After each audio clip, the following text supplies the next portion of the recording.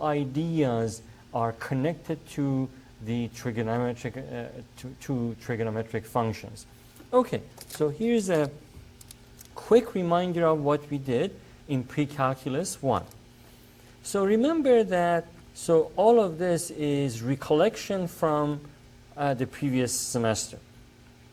So recall that that graph, I'll just call this part A, that the graph of a function f of x equals x squared was something like this, right? So let's draw a little picture of that just to remind ourselves what that used to look like.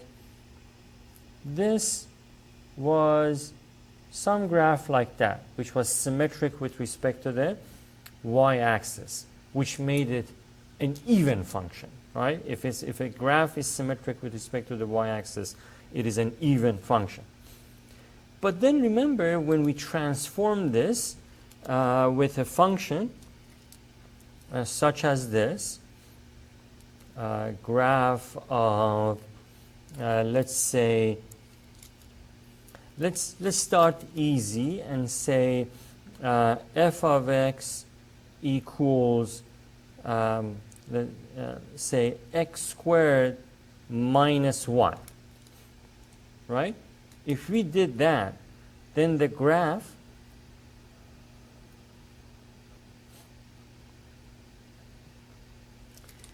if I increment the y-axis like 1 unit like that, then the graph of that would drop 1 unit on the y-axis, right?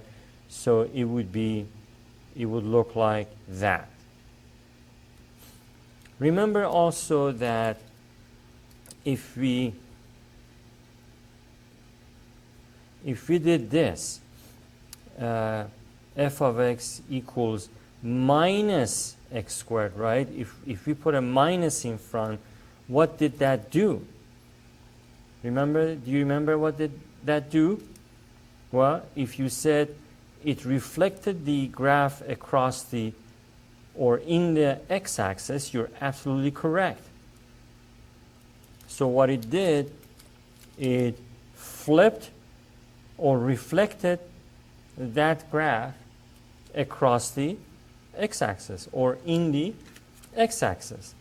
So all of these transformations are very important to remember with respect to the discussion we're going to have about transformation of trigonometric functions today. Okay, so that's why we're going through this exercise. So the other important transformation, I hope you remember that we did, was that if we wanted to graph the function like that, x plus 3 squared plus 1, right? This is still a quadratic equation, but it's transformed from this original form, right? So we're transforming that original function.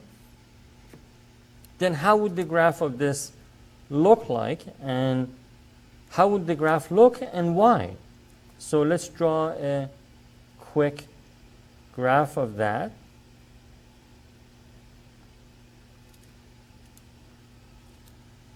And x, right? So notice that the general form of a quadratic equation, the general form is this: f of x equals x minus k squared plus, or sorry, this would, I believe this is h, s minus h squared plus k. So that's the general form. So if you compare this with the specific example we have here, then h and k represent the vertex, the vertex being either the high point or the low point. Either the low point or the high point is the vertex. And h comma k is the coordinates of the vertex of the quadratic graph for this function. So In this case, what would the coordinates be for the vertex? Well, compare this with that. If we have x plus 3 squared, then h must have been what value?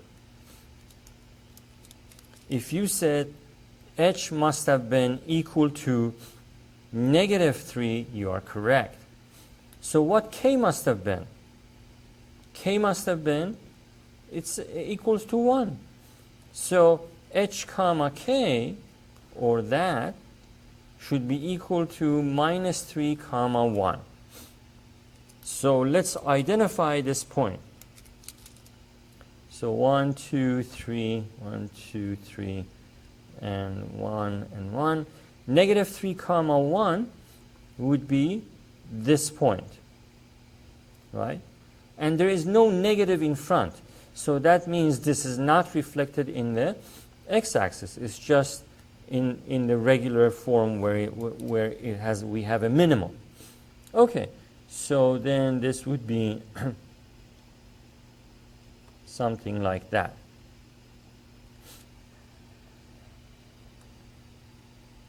And if I drew this really more precisely, this line, this side, this arm of the graph would intersect the y-axis at 0 comma 10, right? Because if you plug in for x with 0, you get 3 squared, which is 9 plus 1, 10. So at some point at 0 comma 10, this arm would intersect the y-axis. But for our purpose, this is good enough. So I'm just going to point this to the vertex here. Okay, so we're just still remembering what we talked about in pre-calculus 1. So remember that x minus h squared plus k, it would be that. Let's do one more. Let's call it part E. So graph of f of x. This time let me put a minus in front. Minus x minus 2 squared minus 4. So we want to graph this quadratic function.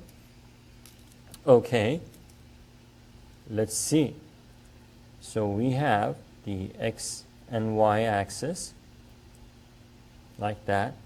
So notice this minus in front means that the graph is reflected in the x-axis, so it's flipped.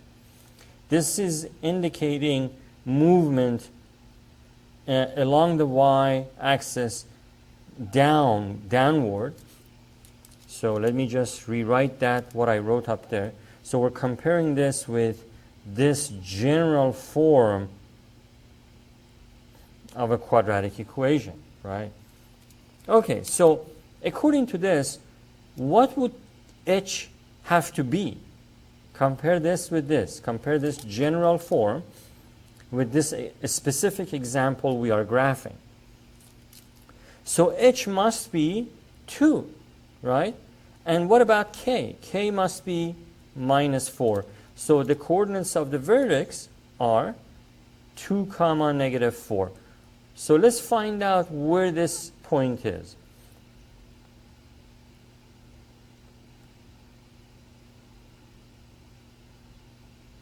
So 2 would be in this direction along the x, and then negative 4 would be negative 1, negative 2, negative 3, and negative 4, and this would be 1 and 2.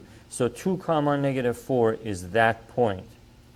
And because of this minus in front, because of that, we have to flip the original graph of f of x equals x squared.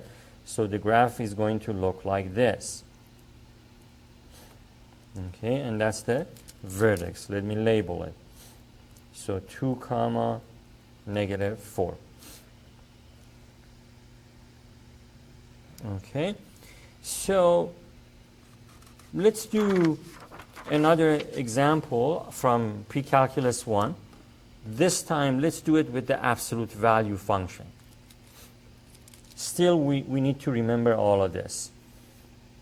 So here's another example. we want to graph f of x equals absolute value of x. Remember the graph of this function? It was simply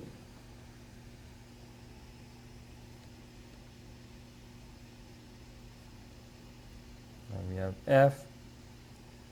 f of x, and this was the basic function, the basic graph for the absolute value function, that one, right? So let's transform this. So if we do, so if this was A, the first one, then B, we want to graph f of x equals absolute value of x plus 3, right? So what would that do to this graph? It would move it up. And remember that compare this with this general equation of an absolute value of x minus h plus k.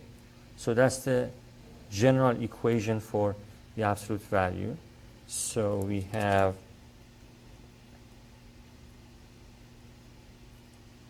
like that. So in this case, h must have been 0, right? H is 0. So there was no movement along the x-axis, but k, which is the y component of the vertex, this being the vertex, right? That's the vertex. Then the movement is along the y-axis 3 units up, right? Because only k we have a value for. H was 0. So h comma k, so in this case, h must have been 0 and k equals 0. So the coordinate, we're looking for the coordinate 0, comma 3. Okay, so let's move up along the y-axis, 1, 2, 3 units up. And then we have that. The same figure moved up 3 units, 1, 2, 3. So that's, this coordinate belongs to that vertex, 0, comma 3. Okay, let's transform that original function once more. Suppose we want to graph f of x equals minus x, just minus, put a minus in front. What would that do? Well, if you said that would flip the graph across the x-axis, you're absolutely correct. So what would that do? It would flip the original graph like that, right? Compare this with that. It is now flipped. Okay, we can add more to this, right? We can transform the original function in various ways. So let's do another one, maybe one more after this. Graph of f of x is minus x plus 2, let's say minus 3, right? I just made that up. Let's graph this. Okay, so let's draw our x and y axes like that. So this is indicating that we should flip the graph across the x-axis. This is saying move along the y-axis downward 3 units. And this here, and let me write the general form down. This is the general form of an absolute value function. I guess there should be an a in front, and I want to make that same change here. So remember this one? I should add right in front here on the first slide, there should be an a. So there is a coefficient, which was, in our case, it was 1. So if it's 2, then a is 2.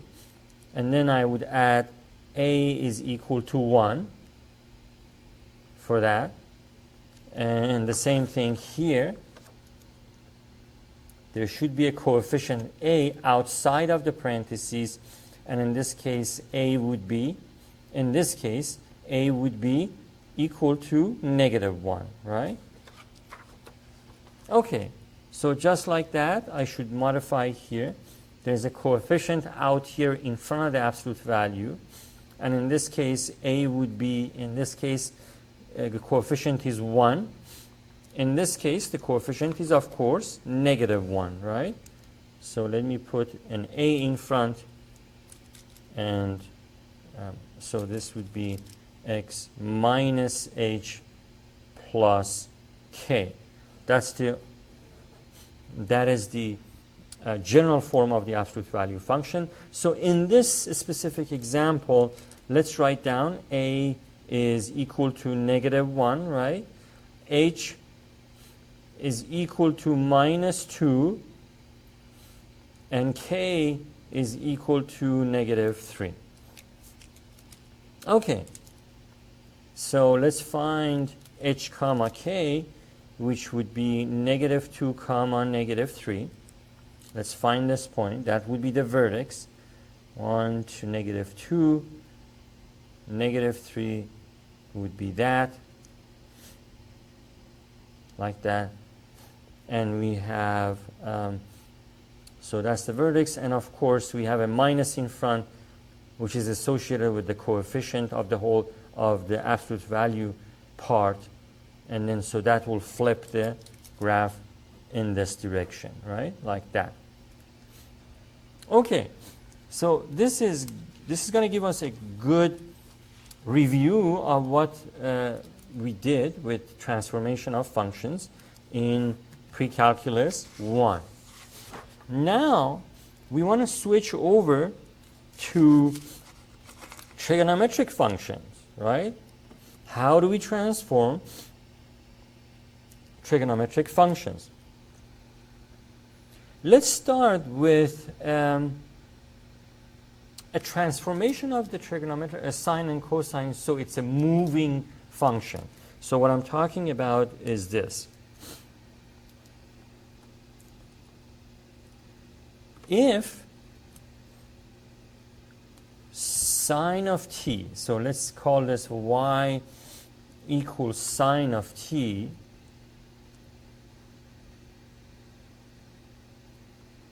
represents the periodic sine curve,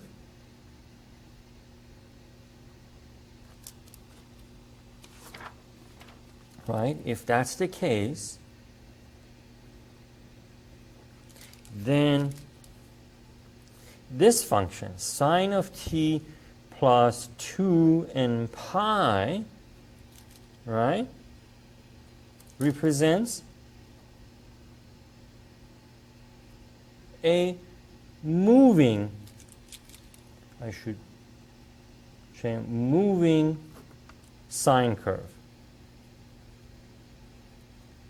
And I'll show you what this means.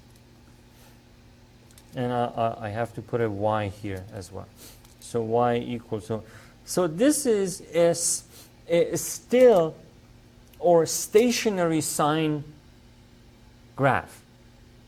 If you graph this, it's going to be stationary. It's not moving. But if you graph this, depending on what t and n are, or what they increment at, it's going to be a moving sine function, depending on these parameters, what you choose for n and what you choose for t.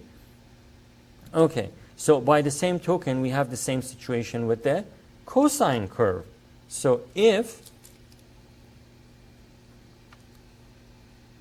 and let me add something here, if y equals sine of t represents the stationary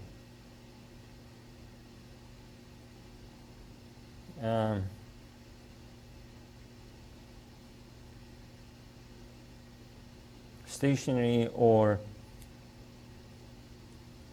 still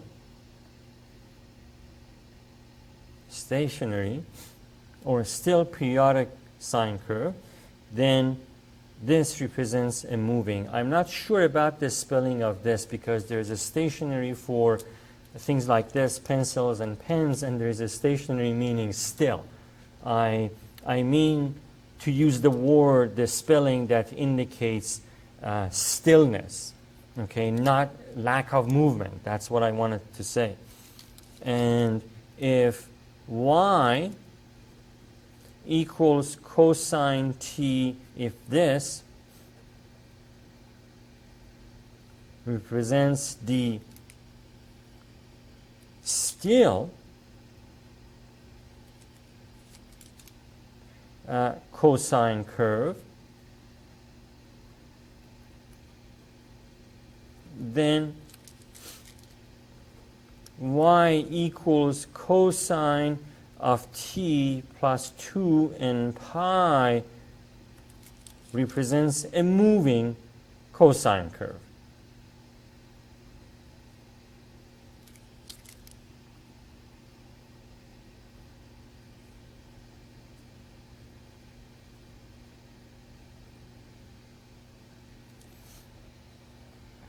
Okay, and t and n, n is usually any integer, but it can be any real number. So t and n, any real number. They can be anything. Okay, because the argument, because sine and cosine have minus infinity to infinity as their domain. Okay, so let's see what this means. We should do that before we go further. So I'm going to switch to the computer.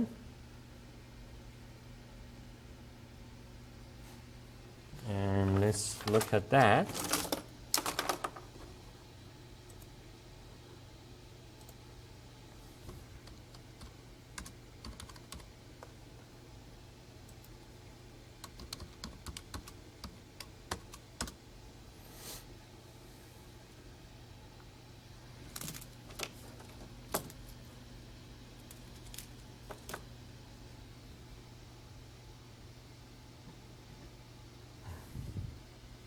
Okay, so I'm going to go to Desmos calculator website, which I did in the last section, in the last lecture.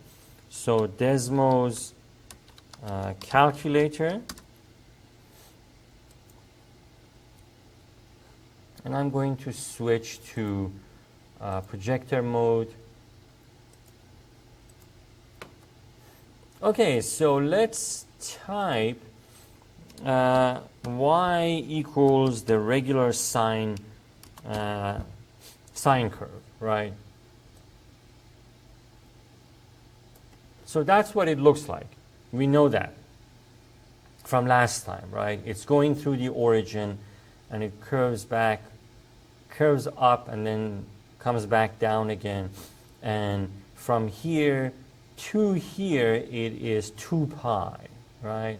Unless the period changes, which we will talk about that today. We will talk about change in period. We will talk about change in phase shift, all of that, amplitude, period, phase shift. We will talk about those 3 topics today.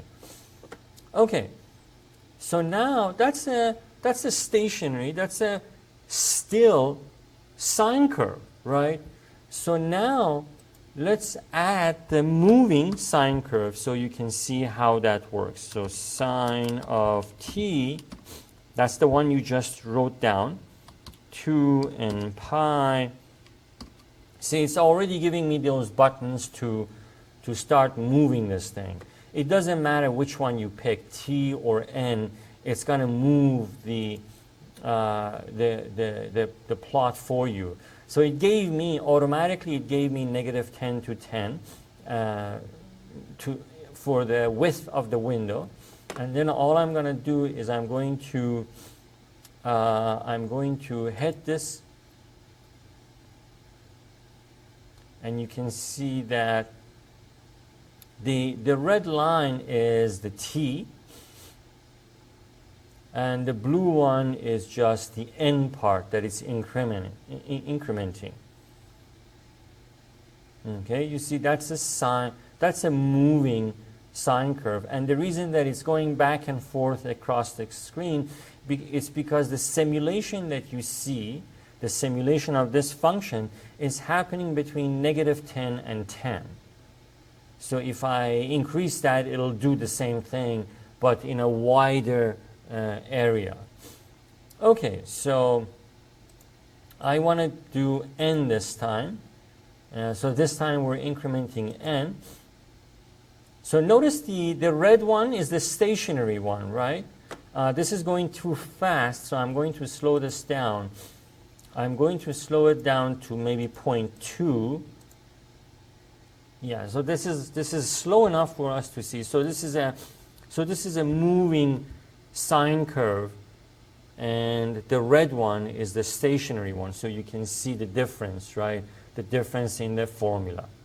So whenever you see that, the first one, that's just stationaries, and then the second one is moving, and how fast is moving depends on how fast we're going through those increments. We can do the same thing for sine. So I can, for example, I can stop this. Let me delete it, and so we can change this. And I'm going to delete this, and I'm going to change this to cosine of t. Right? This is the stationary one. It's not moving. It doesn't have because t, as you change t, you're moving along this line, and it's going, as you know, it's going from negative infinity to infinity. So whatever t is going to carry you along this curve. How many? And in respect to a circle, it would mean how many revolutions you're going around the unit circle. So 10 revolutions, 20 revolutions, 1 revolution. The unit circle, the number of revolutions around the unit circle will take you as far along this cosine or sine curve. Makes no difference. Okay, so now let's bring up the moving cosine function, right? Which is cosine t plus 2n pi, and I'm going to increment the t. So the red one is just okay. What it's doing is, I don't want it to do that, but it's okay. When I'm incrementing t, it's turning the it's changing t, it's increment. Well, let's see what it's doing. So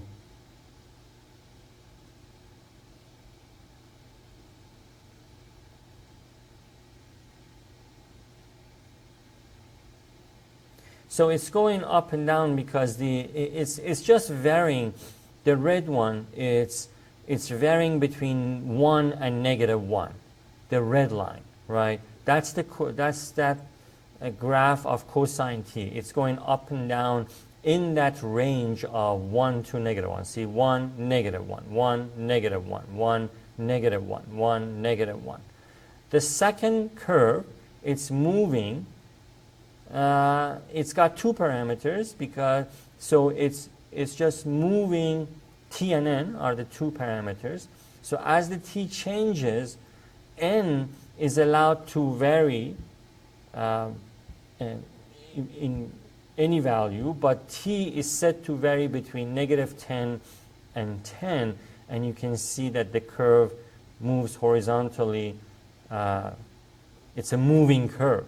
It's not stationary, so it's moving. The first curve, or the first cosine function, has 1 parameter, and that parameter changes the value of the function, which is y, from 1 to -1. It's just sweeping back up and down between 1 and -1. Okay, so let me stop this, and I will increment with n this time, like that. And again, this is too fast. Let me slow this down, like that.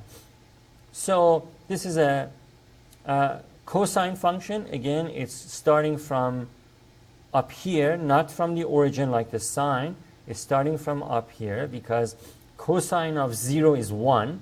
So it's starting at 1, and it's dipping below to -1, coming back up to 1, and then dipping back again to -1, and so on and so forth. And what you see is the moving curve that we just, this second one with a t and n in it. Okay, so while we're at it, let's do a few other, I'm going to do all of this on paper, most of this, not the moving one, but let's do some transformations that I'm going to do on paper on the computer, and that way when I switch to paper, hopefully it'll make more sense, because on a computer it's much more precise, it's very precise and it's neat, so which makes up for the for my manual drawing of these same figures. So one example that we're going to do is y or f of x equals 2 plus cosine of x, right? So this is a transformation, just like if you had x squared plus 2, the examples we did early on. So this is moving the cosine function 2 units up along the y-axis, right? So the increments are visible to you, so you know that the sine and cosine function swing back up and down from 1 to -1, right? I just showed you on the screen, 1 to -1, 1 to -1, up and down, like that. And so this 2 makes that, it adds to 1, and the highest point becomes 3, which you can see it here, right? I don't know if I can add increments. If I zoom in, maybe I get it. See, this is 2. No, I wanted to see it, but that point is 3, because 2 plus 1 is 3, and the lowest point should be +1, because the original graph, and I'm going to type that, it's better to actually type that too. So here's the original graph of the cosine, right? And I'm going to zoom out so you can see it. The purple graph is the original cosine of x function. That's without any transformations. But once we transform it with like that, cosine of 2 plus cosine of x, it's moving that graph up 2 units, right? So this 1, see, when I put my cursor on that vertex, it says 0, 1. I hope it's visible on your screen in the video. But it's 0, 1, so add 2 to it, so that'll be 0, 3. So that vertex is 0, 3. And then here, because this point on the green curve, on the transformed curve, is 2 units higher than this, so if this is -1, add 2 to it, you get 1, +1, right? So this is 3 at the highest point, and this is 1 at the lowest point, right? Okay, so that's that. Let's see another transformation. We're gonna flip the cosine function across the x-axis, right? Given the examples that we did just now for what we learned in Pre-Calculus 1, if we want to flip the cosine function across the x-axis, what should we do? Can you say that? I know you're at home watching this, but can you say what should I do to flip the cosine function across the x-axis? Well, if you said put a minus ahead in front, you're absolutely correct. Like that. So the black ink that you see, that curve, is flipped. It's the purple curve flipped, right, across the x-axis. So it's now starting from -1 and doing this, the same thing, but it's flipped across the x-axis. Okay, let's do some examples with sine function. So I'm going to get rid of these. Let's do the basic, that's the basic sine function graph, right? So now, let me transform it, let me stretch it, because that's the example. I'm glad I put one of these examples. When you make a graph more compact or stretch it, or we will talk about amplitude in a few minutes, but see, right now the coefficient of sine of x function is 1, right? That's just a standard basic sine function. But if we put a number in front that is higher than 1, it is going to stretch the graph that you see right now. And let me move this up a little bit. So let me start with an easy number, 2 sine of x. See, the period didn't change. But by period didn't change, I mean it's going from 0 to 2 pi, right? It's starting from here, 0, and then going through one full cycle from 0 to 2 pi, the same way the original sine function does. So the period did not change. But what changed was the putting a 2 in front, it stretched this original sine function. It stretched it up and stretched it down in these ways. The period stayed the same. If now you know if you put a minus in front, it's going to flip it. It's going to stretch it and flip it. So let's increase that number a little bit. Let's make that y equals 3 sine of x. So y equals 3 sine of x. You see, once again, the green graph is showing that the period didn't change again, right? It's going through, how do I know the period didn't change? Because look at the graph.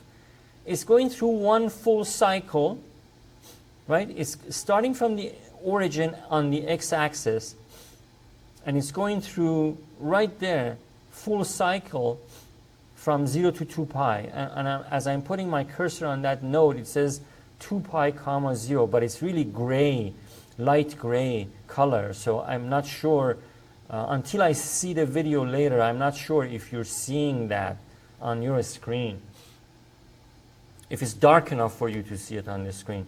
But the period didn't change, but look at the stretch. The sine of function graph became even more stretched. And what the reason that happened is that we increased that number from 1 to 2 to 3. So you know that if I put a minus in front of that green curve, what's going to happen, right? It's going to flip it. Watch what happens as I put a minus in front. There. So it got flipped. If I delete it, it'll go back up. If I add it, it'll flip that back down again.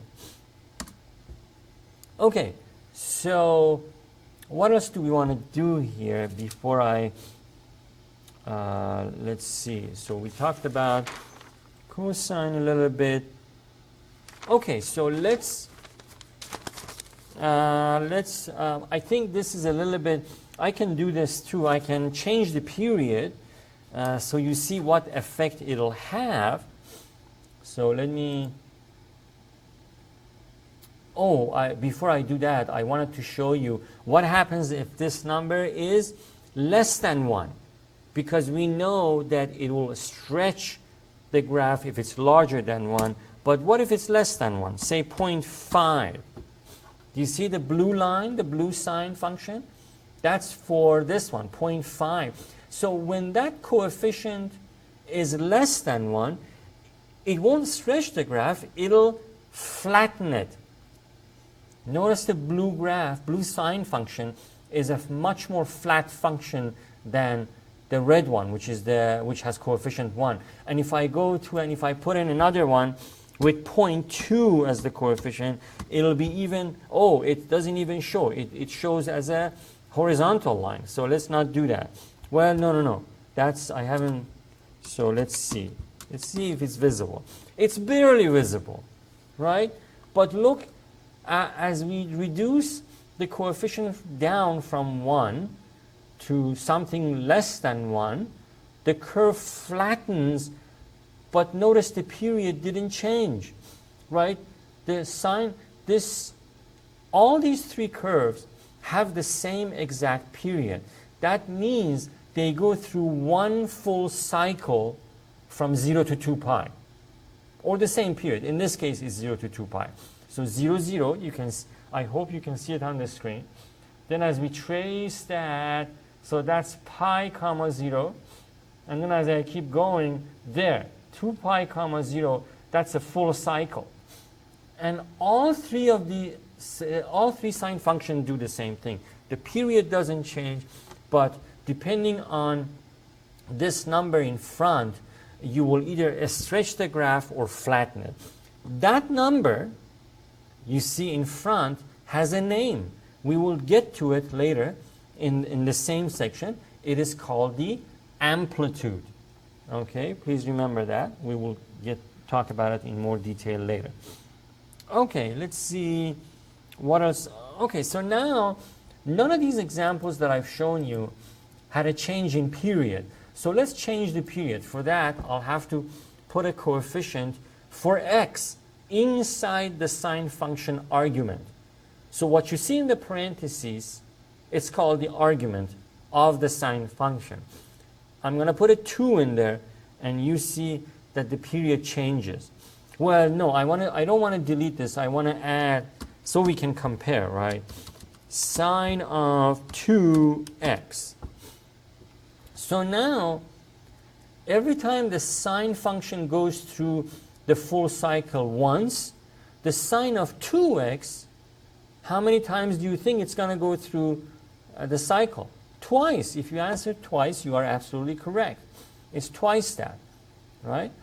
So, see, the red line is the regular sine function with a period going from 0 to 2 pi. But this faster sine function, I would call it, which has a higher period, it's doing the same thing twice. As the regular sine function goes through has a period 0 to 2 pi, over the same distance, this sine 2 of x goes through the cycle twice, okay, from 0 to 2 pi.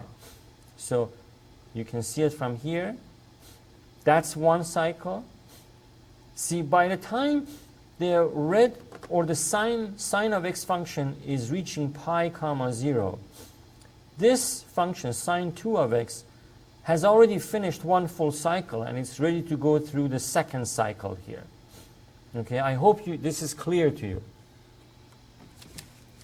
So now we talked about, let's reduce the period. Because sine 2 of x, it's going to make the sine wave, I'm sure you can see these are waves, it's making the waves go through its cycles faster. So sine 2 of x is a faster wave.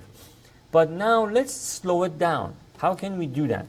We can do that by saying y equals sine of 1 over 2x, right? Make it less than 1. So that's a much faster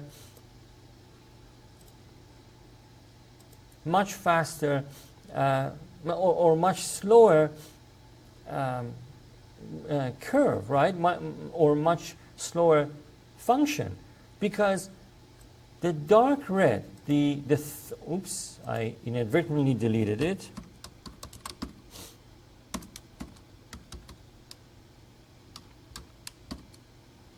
So now it's blue. It's actually better. The blue curve is a much slower function than the original sine function, and then of course sine of 2. I'm going to delete the sine of 2x so it's less crowded on the screen. So the red curve is the original sine of x function, but we made it slower. So this new function, sine of 1/2 x, has half the period of the sine of x function. So it's moving at or it's going through its cycles at much slower pace. So when the regular sine function goes through one full cycle, the sine of 1/2 of x goes through half of its cycle. It's going through half of that. Do you see that?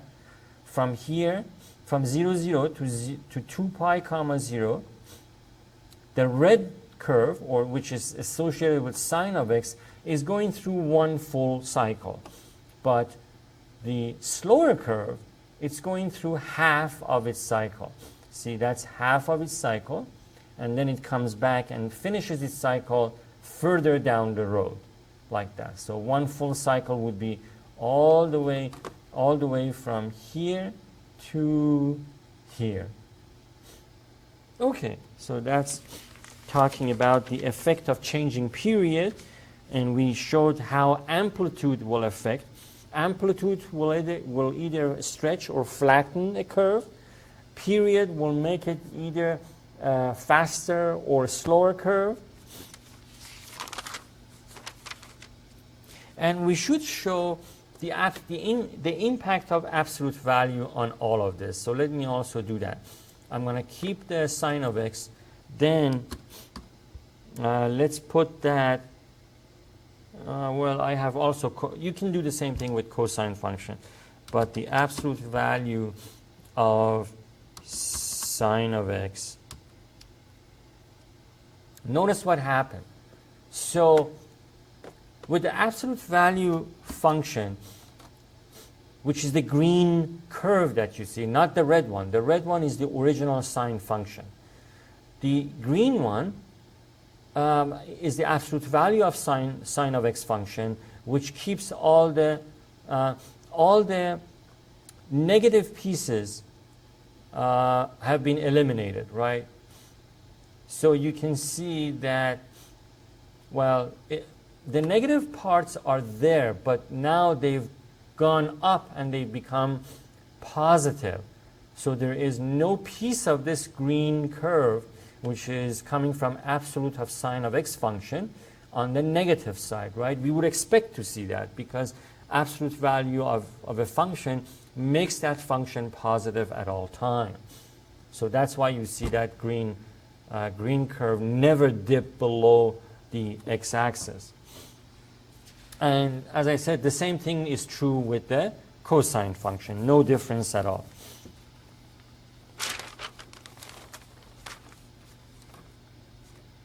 I mean, we can do various things with this. For example, we can do y equals cosine of x, right? And then transform this with 2 minus cosine of x. 2 minus. So the positive 2 means that this graph, the purple one that you see, is going to move up 2 units along the y-axis, right? But as soon as I put minus cosine of x, that is going to flip the function cosine of x across the x-axis, like that. So it moved up, right, as we would expect. It moved up 2 units. Then with this minus in front, or after 2, but it's in front of the cosine function, it was flipped. So wherever you have, you can tell that it was flipped, right? Because in the purple cosine function, which is the original cosine function, you have a dip, but in the in the 2 minus cosine x function, you have a high point. Where it was a dip, now you have a high point. So things have been flipped. Okay, so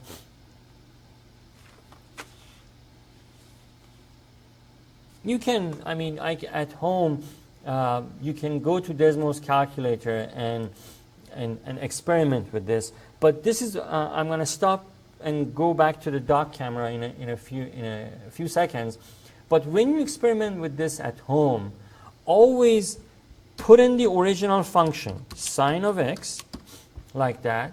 Then put in your transformation, because that way you can compare what the transformation does to the original sine or cosine function. That's the only suggestion I have. For example, we have this sine of x, and so what would this do? Y equals 4 sine of minus 2x, right?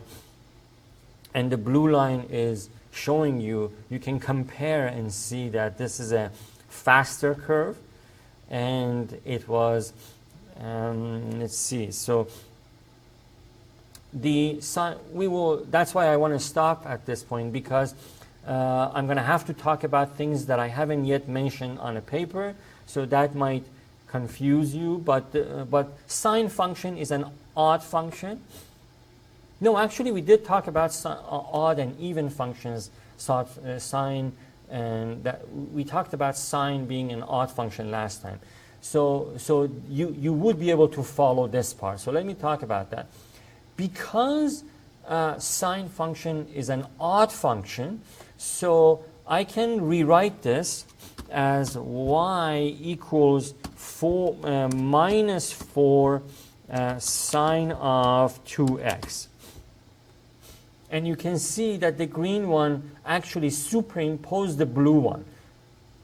See, you won't see the blue one anymore, because the 4 sine of minus 2x and minus 4 sine 2x are exactly the same function. The graph, the green one, if I remove it, the blue one will emerge from underneath it. But because sine function is an odd function, we can either write it in this form, 4 sine of minus 2x, or we can write it as minus 4 sine 2 of x. There is no difference. It's an odd function. One way translates into the other. Okay, I think, like I say, at home, experiment with this, desmos.com. I did a bunch with sine and cosine, but you can do more with experiment and do more with this. Okay, so I'm going to switch to the dock camera now.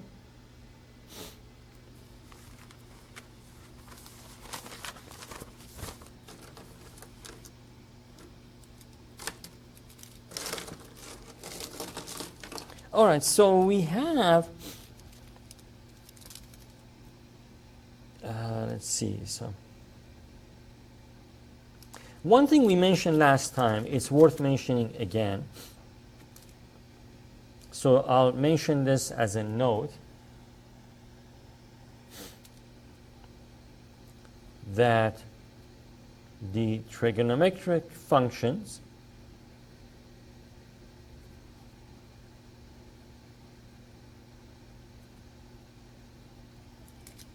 are periodic functions.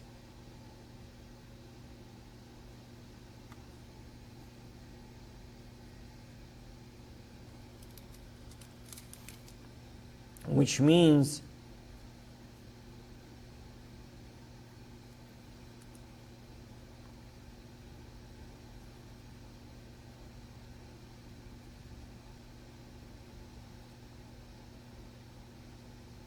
they repeat their values within an interval.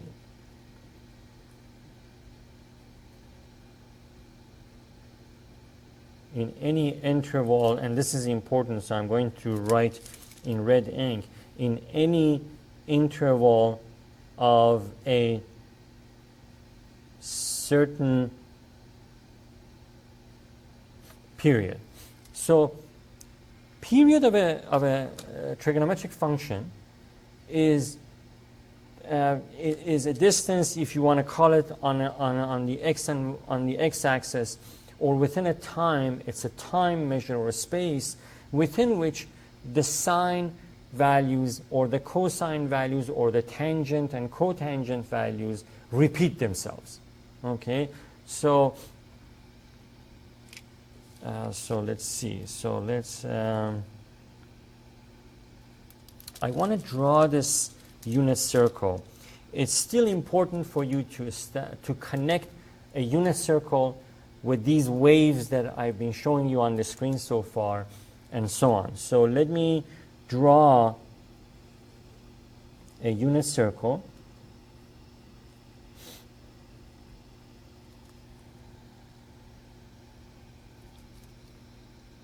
Let me. I wanna draw it with different colors. So let's see if I can do that.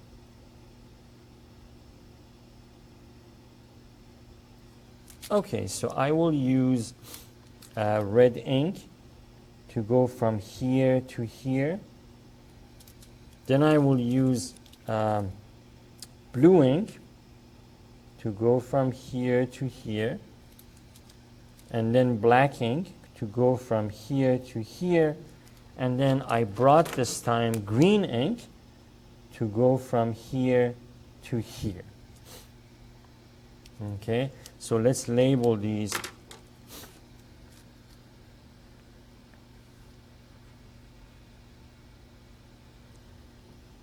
So we have 0, and then we have pi over 2, then we have pi, then we have 3 pi over 2. These are these points. And then, of course, we have 2 pi, right? So this is connected to, and this is a unit circle. So this is 1 unit. So from here to here, the radius is 1 unit. Let's not forget that. So if I draw this on an axis,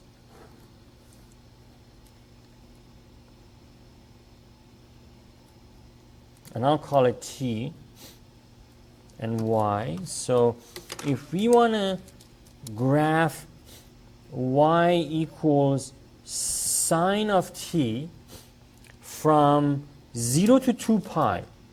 So as you know, the sine and cosine functions have negative infinity to infinity domain.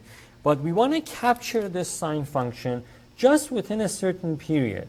So, or within a certain distance. So t between z or equal to 0 and 2 pi, right? We want to show this function in that distance, 0 to 2 pi, 1 full period. Then I will first draw, I will do the same thing so you can see how these colors match these. Like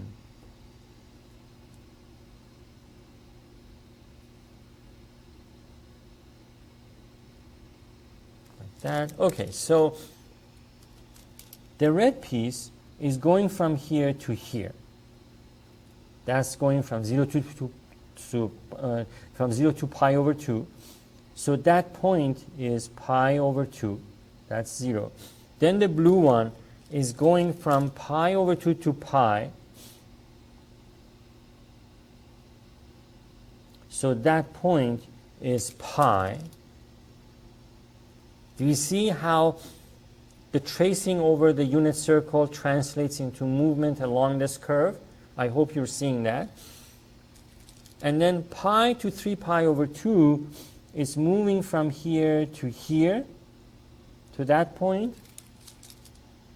That's 3 pi over 2. And the green one is moving from 3 pi over 2 to 2 pi, like that.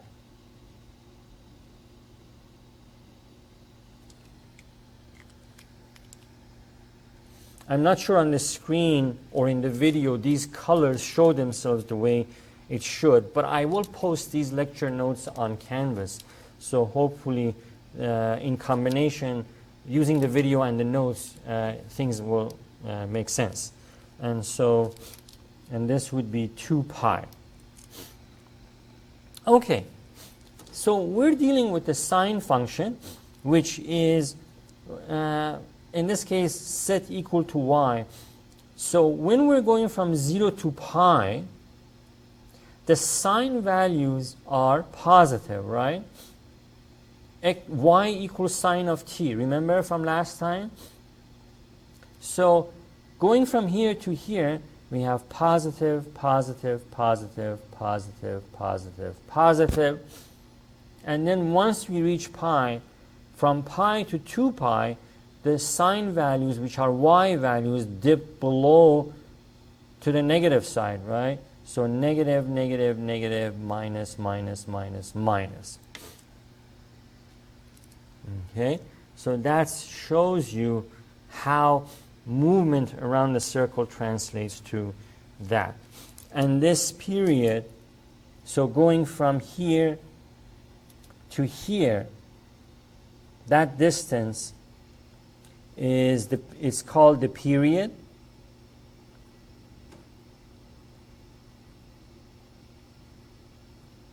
And it is equal to 2 pi. That period, 0 to 2 pi, 0 to 2 pi. And this is, of course, this is the, this curve, this whole curve is the curve for sine of t.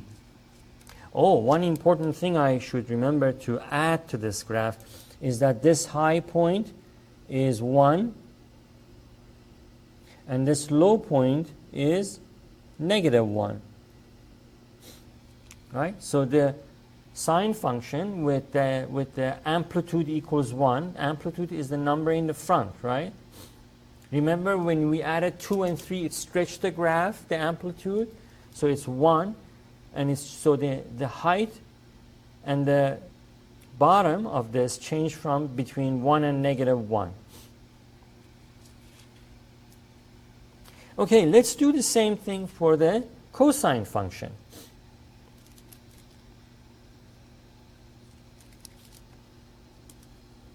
So we have the unit circle,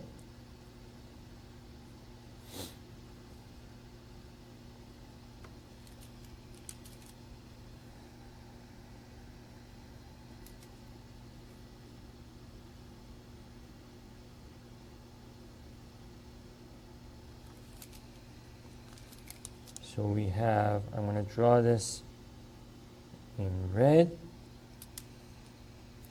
then blue,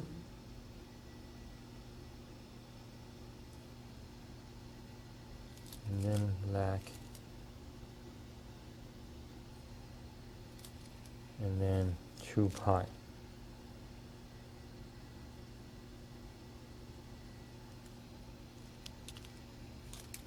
So this is 0, this is pi over 2, this is pi, 3 pi over 2, and 2 pi.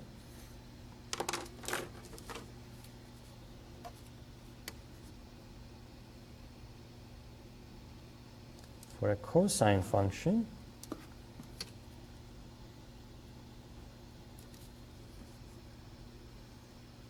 so we're going to do the same thing here.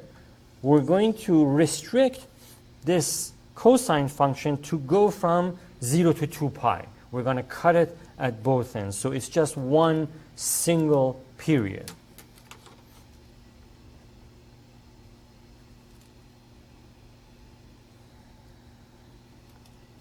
So as you know, with the cosine function, it starts at 1 with the regular cosine function, right?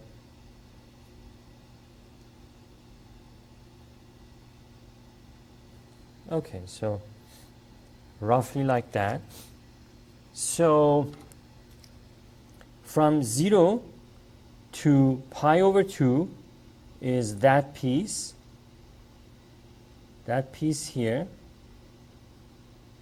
that is 0, and that point is pi over 2, at which point the cosine function is going to be 0, which it is, right? This graph is showing that. So that's the curve, y equals cosine of t, or cosine of t, right? So after that, the blue line, maybe I can use a thicker pen here, from pi over 2 to pi, like that. So at pi, cosine of pi, do you remember from special values what it is equal to? Cosine of pi is -1. So this is pi. And then this black ink, let me use a thicker pen for that.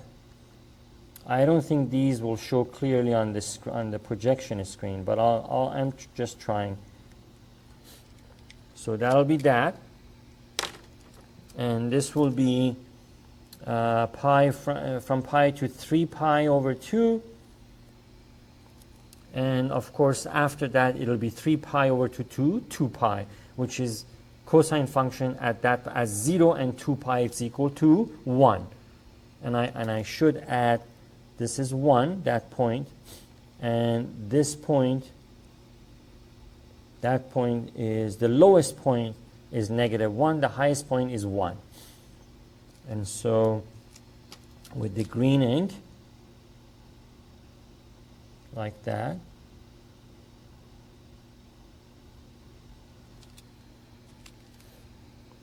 and that point is 2 pi. Okay, so let's see how the sign changes like before.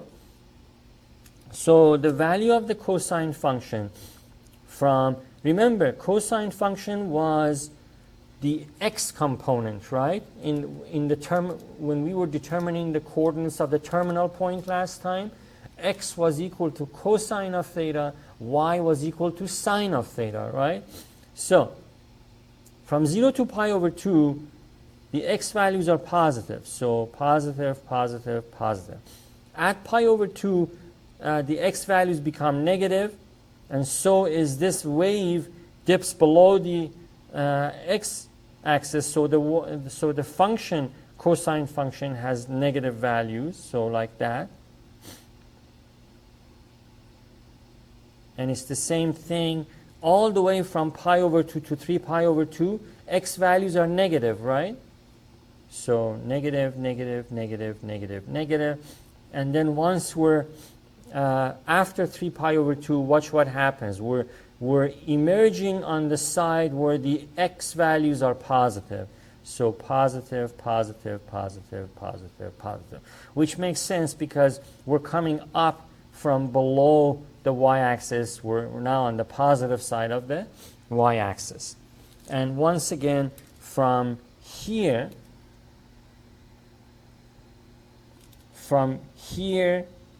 to here, it is 2 pi. From here to that side is 1 period, which is, in this case, it is equal to 2 pi.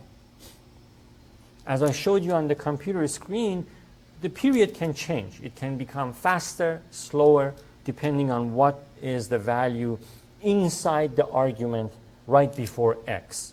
That'll determine the period. We'll get to that in the same section.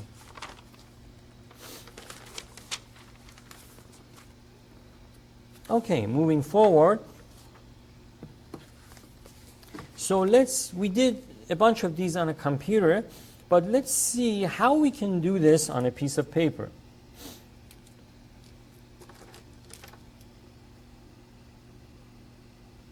So we know that, here's an example.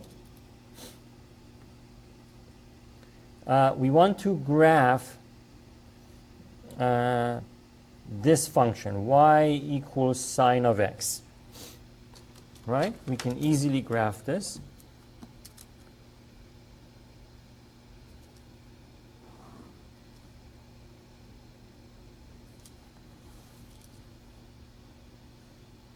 We're going to do this from 0 to 2 pi, okay, just to keep it short and good for us to understand what's happening. There's no point to repeating that over and over. So this would go from, it would go through the origin. We're going from 0 to 2 pi, so go like this, and like this. That's 0 to 2 pi, right? So we have 0, we have pi over 2, we have pi, sine of pi is 0, so that makes sense, right? Sine of pi is equal to 0. And this is the y-axis here. And the 3 pi over 2 is here. And finally 2 pi, which is this end, right? 3 pi over 2 is that point, pi over 2 is that point, and pi is that point. Okay. And so given that, I should have drawn.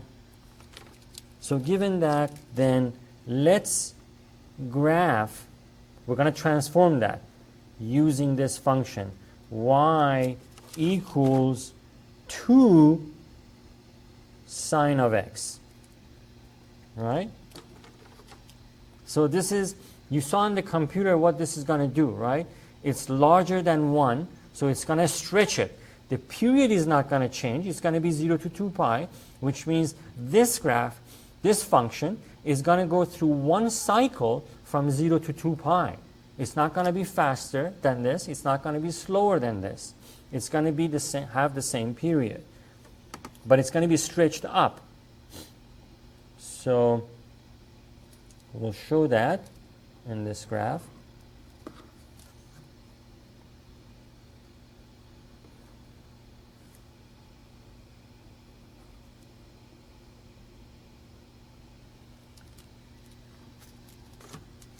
So I'm going to be careful so that I do this within 0 to 2 pi. Let me just do that. So this is my 2 pi here. For 3 pi over 2, it's going to be here. For pi, it's going to be here. And for pi over 2, it's going to be here. Okay, so it's going to get stretched up because of this 2, right? It's going to do that. Then it's going to come back and go through pi. And again, it's going to stretch like this. Let's see. So this is pi. I think I made an error here, but I'm not sure. So the pi, let me correct this. Let me correct this with a thicker pen. I did make an error. So this is, see, the point here is that this one is going from 1 to -1, right? This one. But this one is going to go from 2 to -2. That's the main point I'm trying to make here. So, like that. That's the correct graph for this. Like that. So this would be -2, and that would be 2. I'm talking about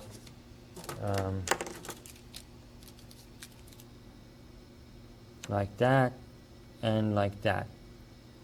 So obviously my manual drawing is not precise at all.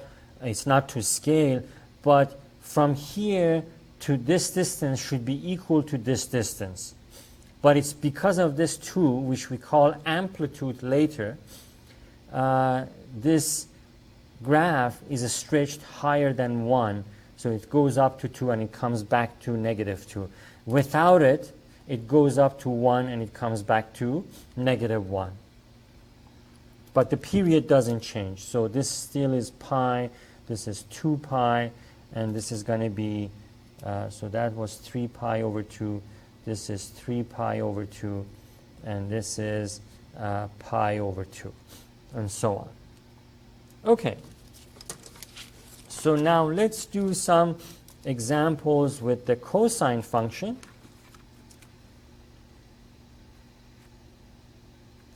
So we want to, let's do the graph of the basic cosine function. So graph y equals cosine of x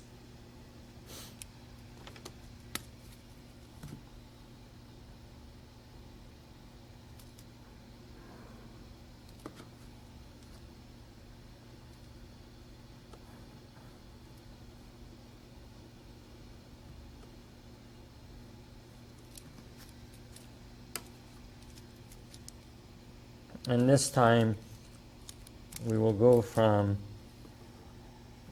so I'll start from here, from 1, goes here, comes back up, and that's one full cycle, which is 0 to 2 pi. So 0, and this is 2 pi. So at pi, so that's pi, cosine value is equal to -1, right?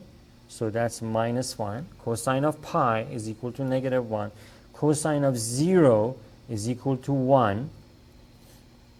And this would be at pi over 2. Cosine of pi over 2 is 0.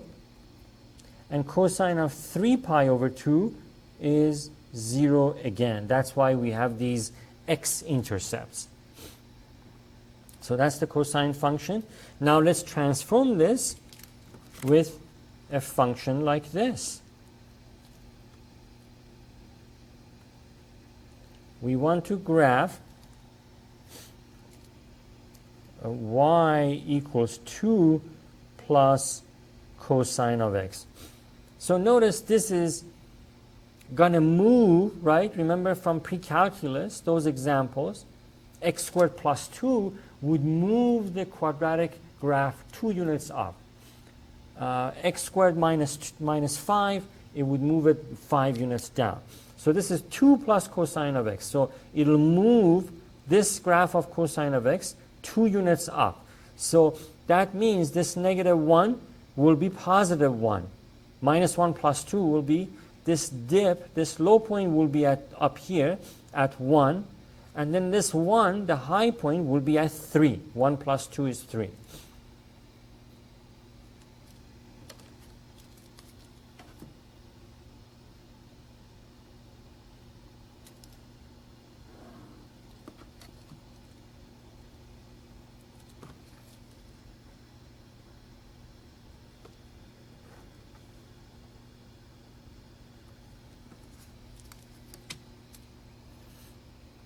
So let me mark this so I don't make the same mistake as before. So I don't know if it's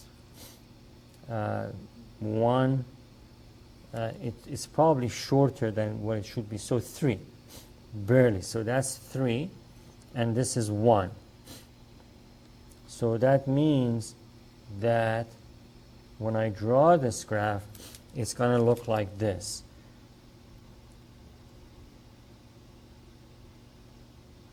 Oops, it went. So that's 3. 3 and 1. And you know where this 3 is coming from, right? 1 plus 2 is 3. This 1, -1 plus 2 is +1. So the dip or the low point is now at 1. The high point is now at 3. Okay, and the period stays the same. So this is going to be 2 pi. This here. So that would be this here. That would be 3 pi over 2. So right here, that would be 3 pi over 2. Right here, that would be pi over 2. In here, that would be pi. Okay. All right. So let's do another example with this cosine of x function.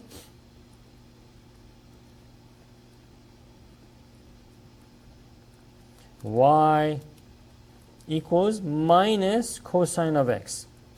Do you remember what this minus in front going to do to the graph of the cosine function? If you said it's going to flip it across the x-axis, you're absolutely correct.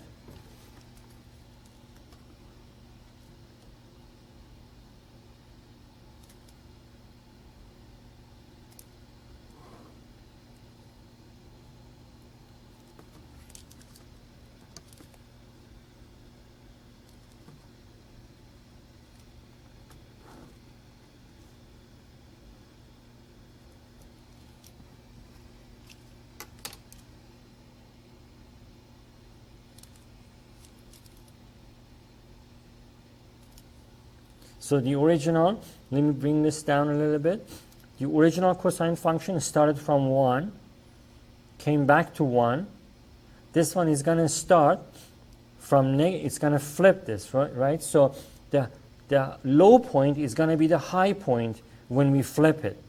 The low point is going to be the high point, and then it's going to start from -1, go back up to 1, and then it's going to come back down like that. So the low point will be a high point. Let me do that. So it will look like this.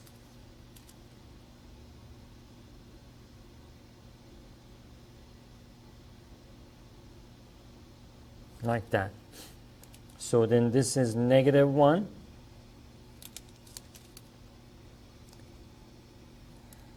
This is +1. And once again, the low point became the high point, right? That it's flipped, right? Because of that minus in front. And then this, at this point, that is 2 pi, and of course that is pi, and so that would be pi over 2, and this would be 3 pi over 2. That point, that point, that point, that point, like that.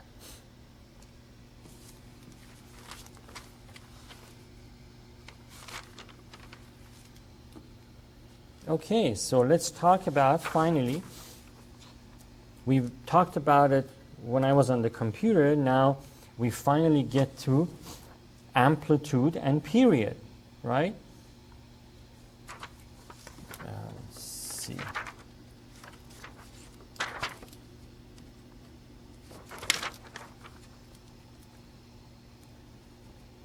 So like that.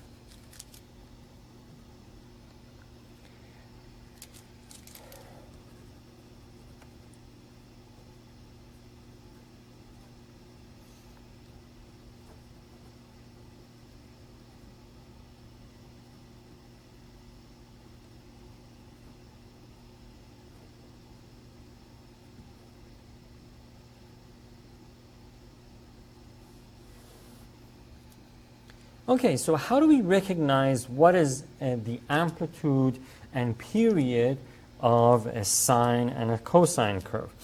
Let's write the formulas for these down. So the sine curve, y equals a times sine of kx with k greater than 0, and y equals a cosine of kx, and k is something positive, some positive value. If that's the sine curve we have, then the amplitude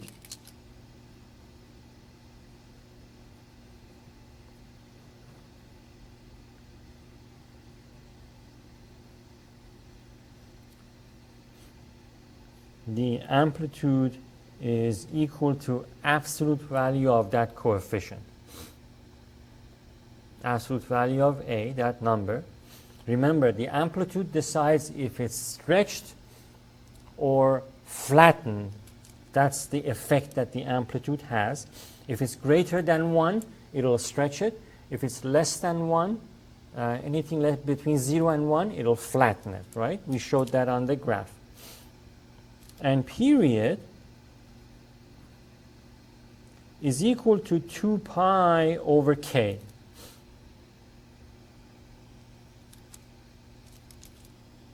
So let me enclose this. This is so important to remember.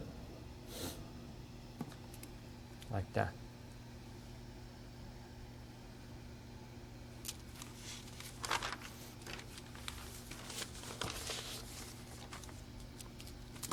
One second, when I drink a little bit of water here.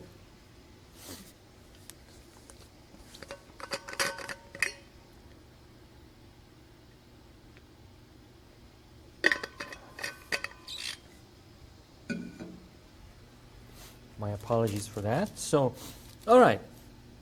So let's look at some examples where we want to identify the period, the amplitude of these upcoming trigonometric functions, and then we're going to graph it. So find the period, the amplitude, and then graph it.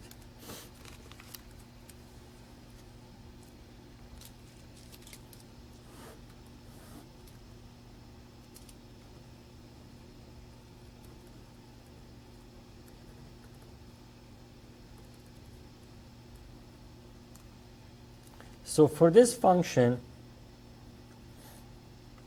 find the amplitude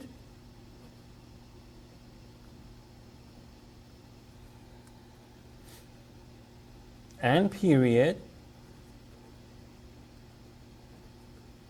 and graph the function.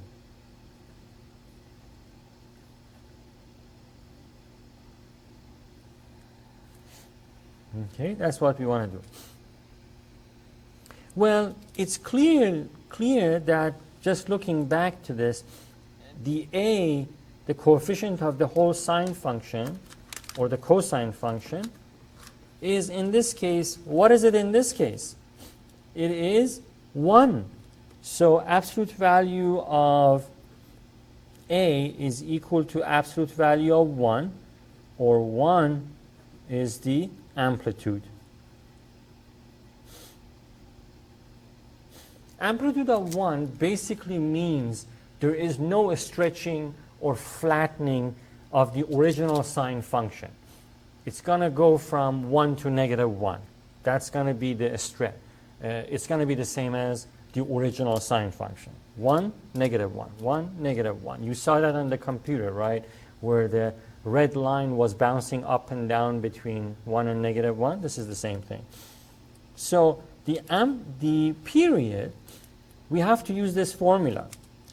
These are basically the formulas we have to use for amplitude and period. So 2 pi over k.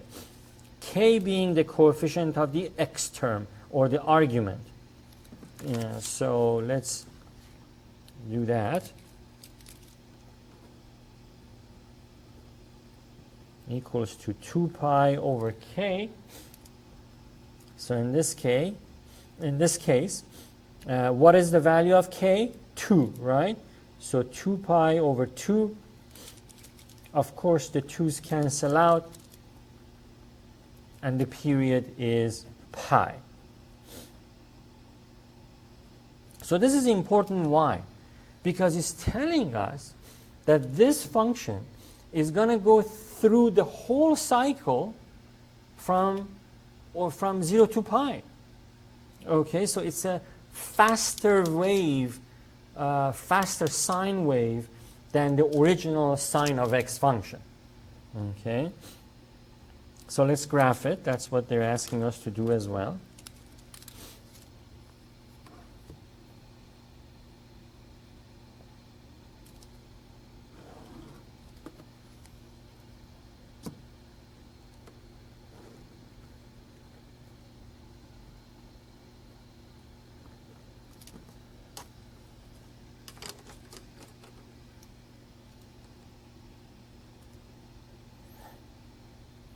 Okay, so we have 0.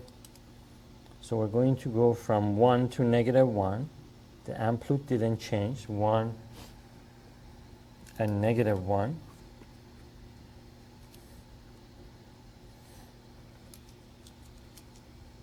And then it's going to do this. Let me use my red ink.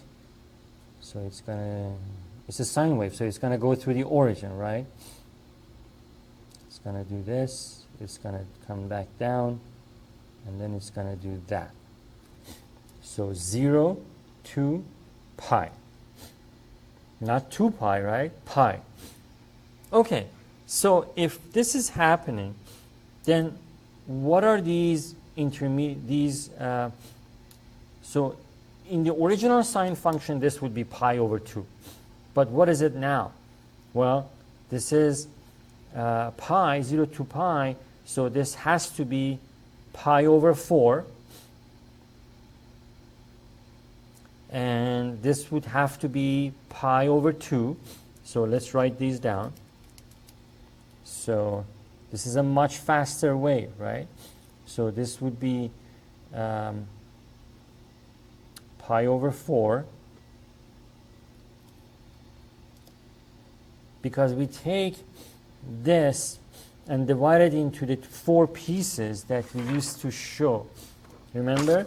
So with any of these graphs that we did before, we have from here to here is 1 From here to here, we have one increment from 0 to pi over 2.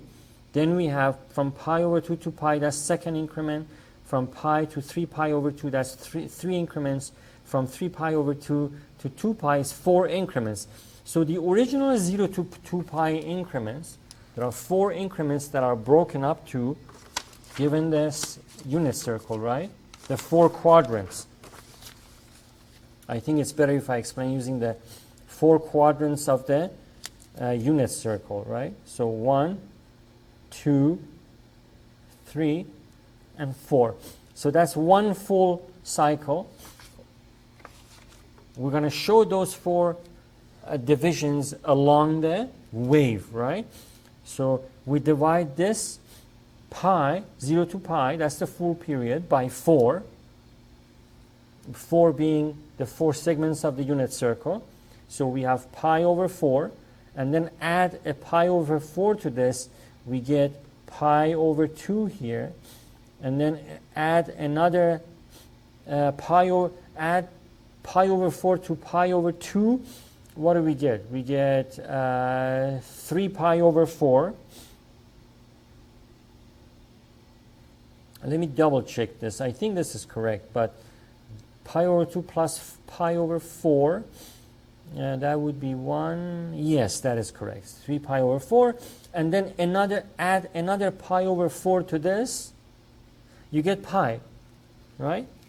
So let me lightly, if I have my pencil, I don't know if I have my pencil, maybe not, but so let me lightly shade what I'm talking about. So from here to here, this is quadrant 1. From 0 to pi over 4 is associated with the unit circle, and then the second quadrant, third quadrant, and fourth quadrant. So it's going through that cycle from 0 to 2 pi much faster. From 0 to pi, it's going through one full cycle. Okay, so that's what we're basically saying here. I don't want this to be misleading. So, because the unit circle, it goes from 0 to 2 pi, not from 0 to pi. So now I'm thinking I might be creating a misconception. So but the only reason I'm saying this is because you might be wondering, how do I know if the period is this? Then that is pi over 4, that is pi over 2, this is 3 pi over 4. It's simply take the period and divide it by 4, and then add it to, which is pi over 4, and add it to 0 to get this point. Pi over 4 added to pi over 4, you get pi over 2, and so on, to get where each of these points are. But maybe it's better if I don't use the unit circle for this, because the unit circle goes from 0 to 2 pi, and that might create misconception. Like that. So let's do another example. If you have questions about how I was able to get these values, just come by my office or post a question for me to clarify that. But we'll do more examples, so I think you'll see where these numbers are coming from.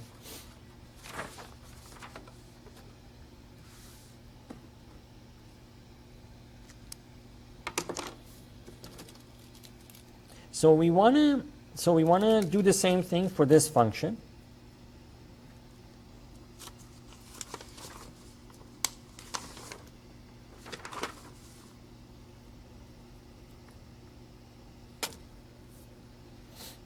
We want to, for this function, y equals sine of 1/2 x, you can see this 1/2 x is changing the period, right? It's making this function slower because this is less than 1.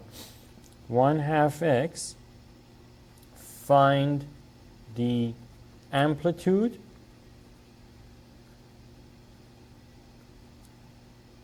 and the period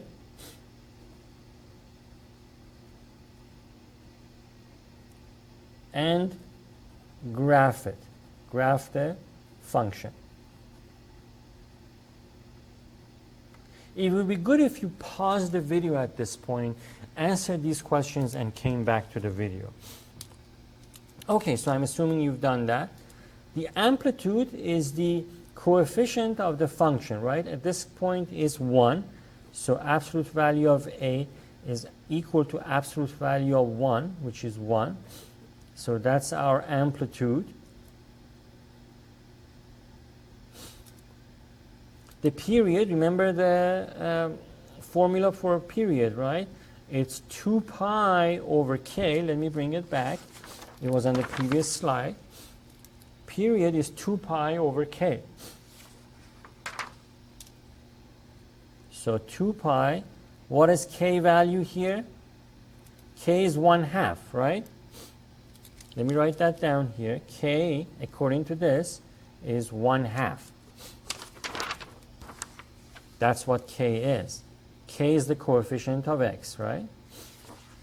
All right. So over 1/2. Over 1/2. So simplify this, you get 4 pi.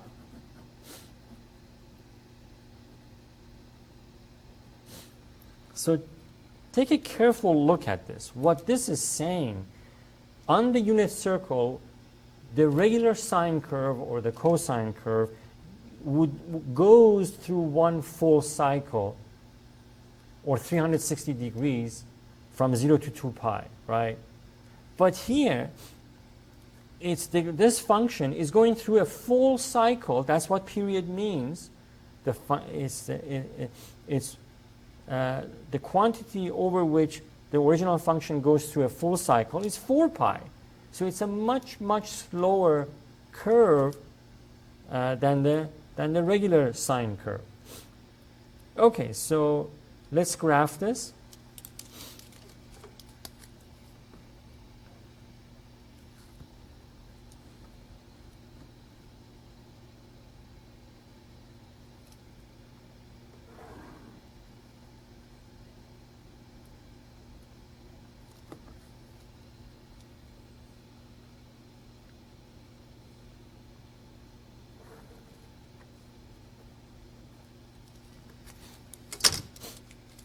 Okay, so remember please that the cosine or the sine function goes through the origin. So it's going to do this.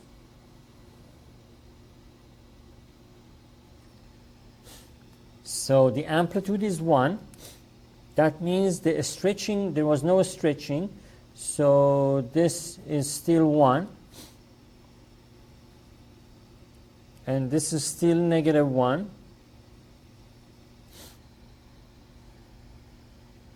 Okay, but the period is from 0 to 4 pi. So 0 to 4 pi. So then what are the increments in between? Well, we know that it's this length, 0 to 4 pi, parsed into 4 segments.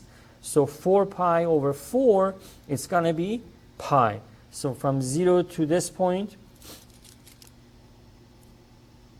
that is pi. This would be 2 pi, and this is 3 pi, and that is 4 pi. I hope if this is becoming clear how to draw these pictures.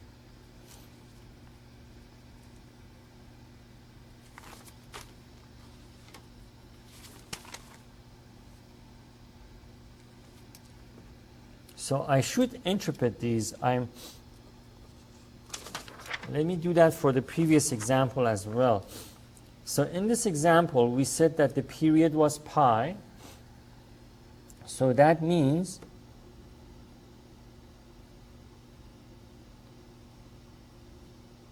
the function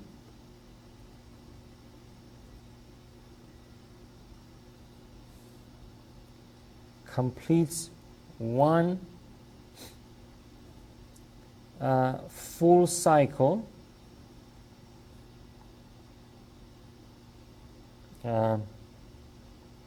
over the interval, this is x going from 0 to pi. Okay, so that's just adding more description to what period means. Same thing here. How did I? Okay, so the function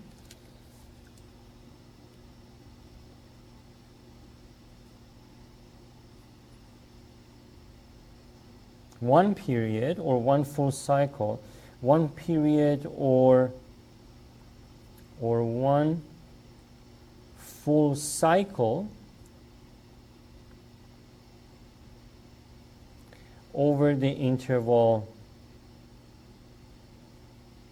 x between 0 to 4 pi.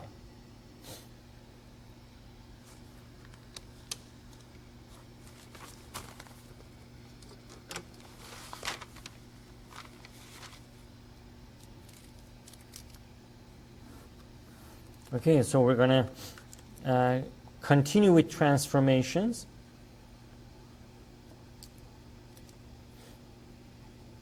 We will do more with periods and amplitudes and so on later on. So this one, though, is just wants us to do graph the following function.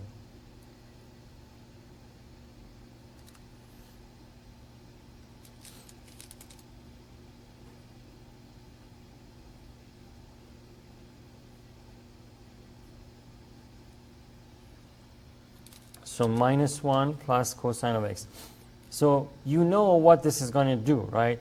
This is going to lower the cosine of function or move it down along the y-axis by 1 unit. So let's draw that.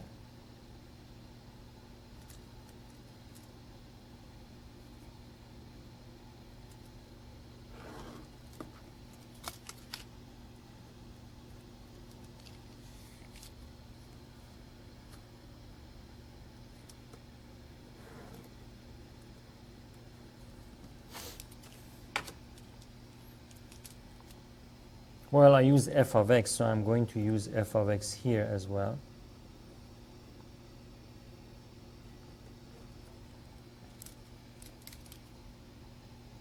Notice the amplitude is the same, the period is the same, right?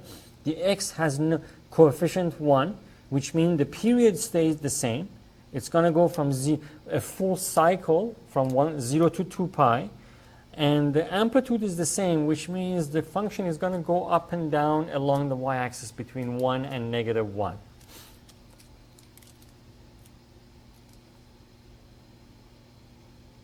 So instead of this function, instead of starting from here, which would have been at 1, but negative 1 plus 1 would be 0. So it's going to do that here. So it's going to do this. Like that, and it's going to keep doing that. So it's going to keep, if we draw it, if we're interested, it's going to keep doing that, and so on. So this is going to be,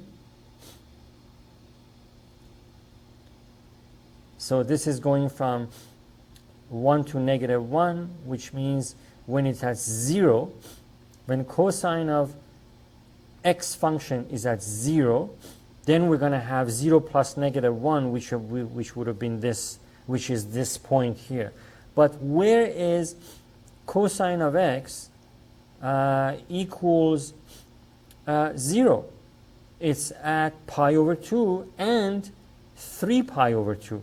But because we know this is 2 pi, so this has to be the 3 pi over 2.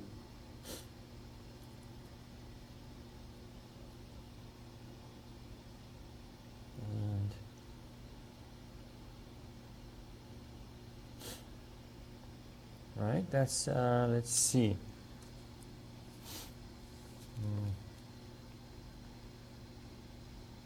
Sorry, no, this is an error, guys. Let me let me correct this. So this function,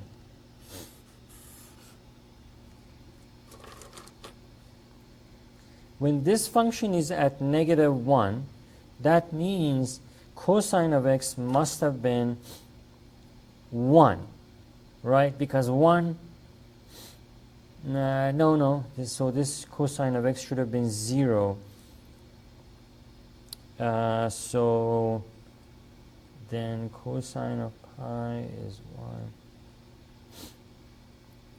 So 3 pi over 2 should be correct, actually. 3 pi over 2, that should be correct. But where would be, so if we have pi over 2,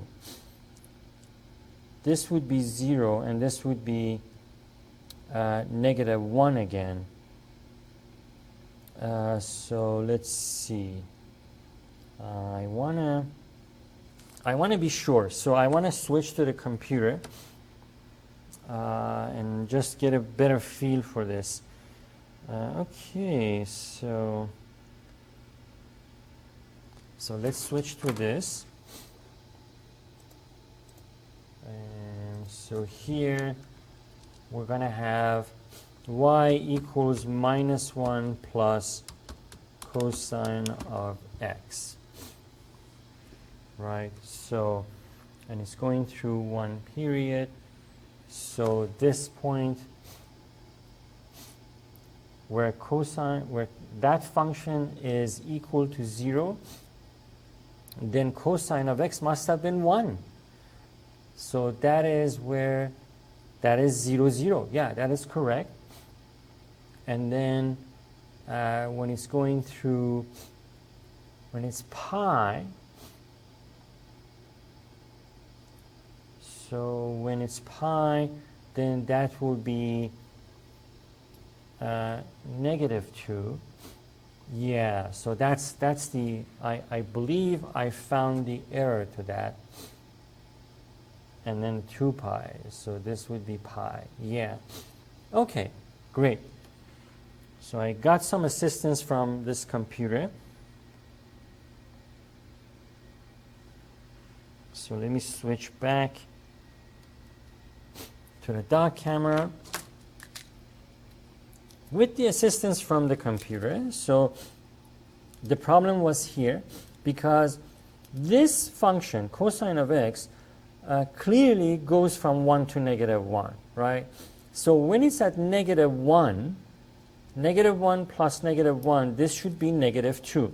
So that was an error here. This should be -2.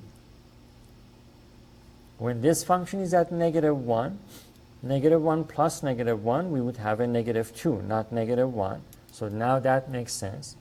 And then when this function is 1, which is when its cosine of x is, when cosine of pi, we have equal 1, right? Cosine of pi would be equal to 1.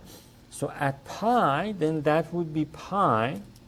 So I'm going to use my correction pen, this one. So this is pi right there. So cosine of pi, and then so that would be, right, cosine of pi, so that would be -1. Cosine of pi is equal to -1. -1 plus -1 is -2. Yes, that's correct. This is equal to 2 pi. And then, of course, this would have to be 0, which is correct. Okay. So now that is correct. Those numbers are the correct numbers. And I'm going to use my correction pen to correct that as well. All right, so now let's do another example.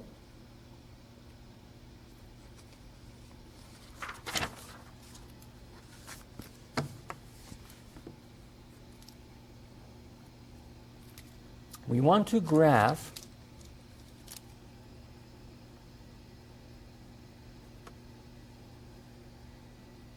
this function f of x equals minus 1/2 sine of x. So notice that the period didn't change here, right? The x here has no coefficient. So the period for this function is from 0 to 2 pi. This function goes through one full cycle.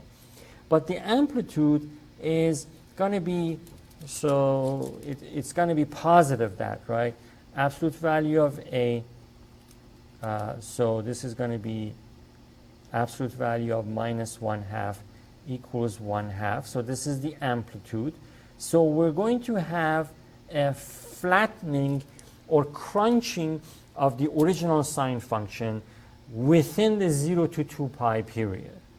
So the amplitude got crunched. The vertical height of the wave, the sine wave, was shortened or crushed, but the period stayed the same.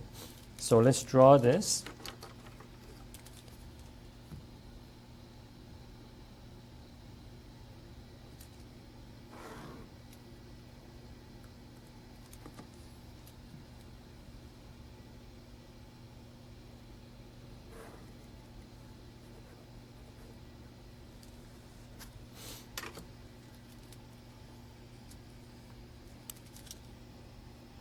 So I'm going to draw this in a flatter than what it would usually be. So like that. Right? So this height, this vertical height, is now no longer 1 to minus 1. It's 1/2, positive 1/2 to minus 1/2.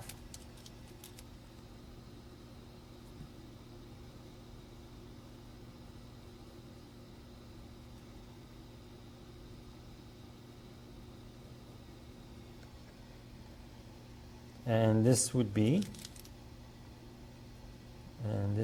2 pi, and this would be, of course, be pi. And here that would be pi over 2, and let's see, so and this would be 3 pi over 2.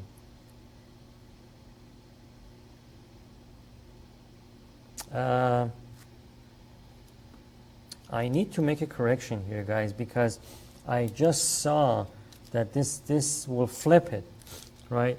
So let me correct my graph. Let me correct it. So 7. So we want to graph this function. Sorry about that. So I just noticed that. So this would flip it across the x-axis, right? So this would be,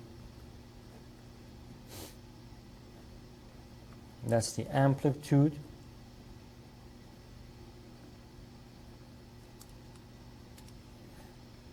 And the period is 2 pi over k. In this case, k is equal to 1, right? 2 pi over 1, it's 2 pi. And then here's the corrected graph.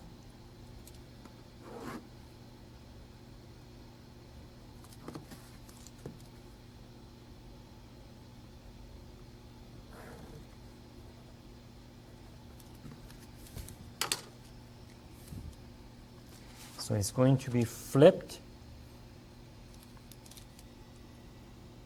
It's not going to go up like I had drawn it. No, this is not correct. So this is not correct because it went from up, but this minus means that it's going to flip. It's going to go like this. That's what the error was. So I'm going to flatten this and go like this, like that. Okay, so now that is correct. And this would be 2 pi. This is pi. And this height is 1/2. And this dip, this lowest point, is at minus 1/2. And so this would be pi over 2, and this would be 3 pi over 2. Okay. If you have any questions, if my error caused any confusion, please post your question.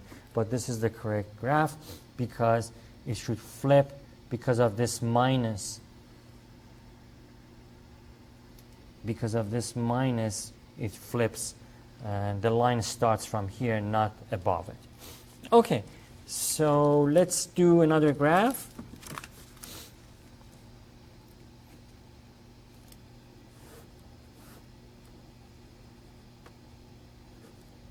We want to graph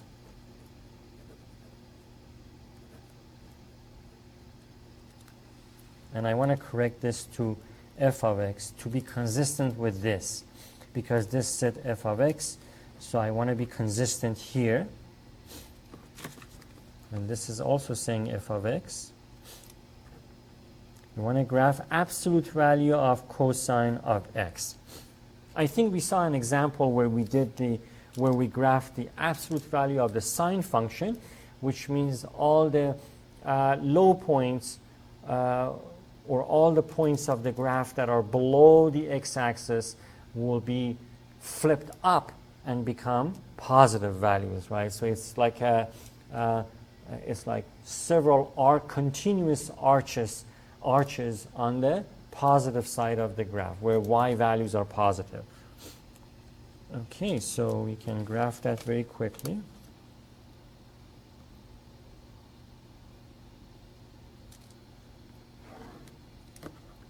Actually, I think we did that on the computer. On the paper, we haven't done it. So great, we can do that now for sine of x as well. So this is f of x.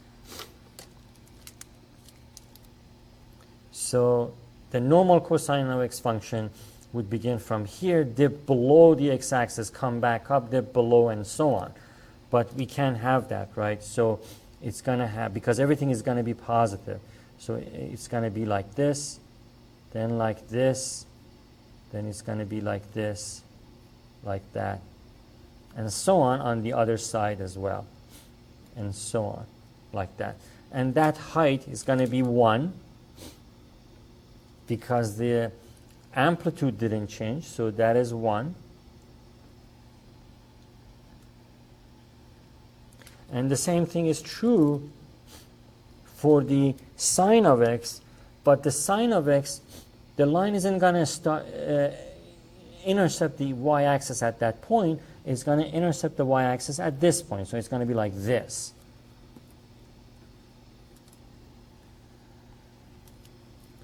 So we want to graph f of x equals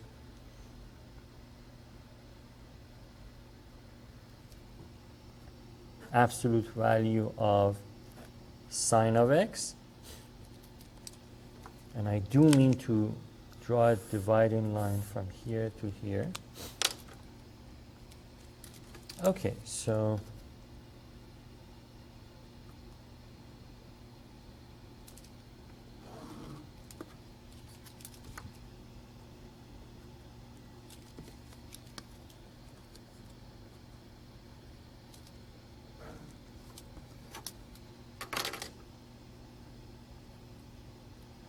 this is f of x, this is x, and like we said earlier, so these lines are going to be like this on this side as well as this side, and so on. So this is going to be 1. The height of this at the peak is going to be 1 because the amplitude inside here didn't change.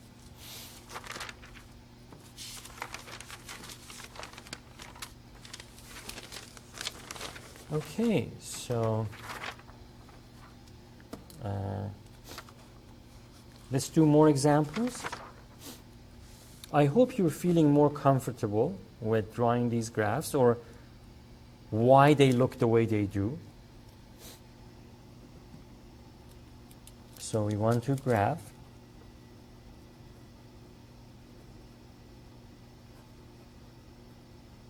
this one.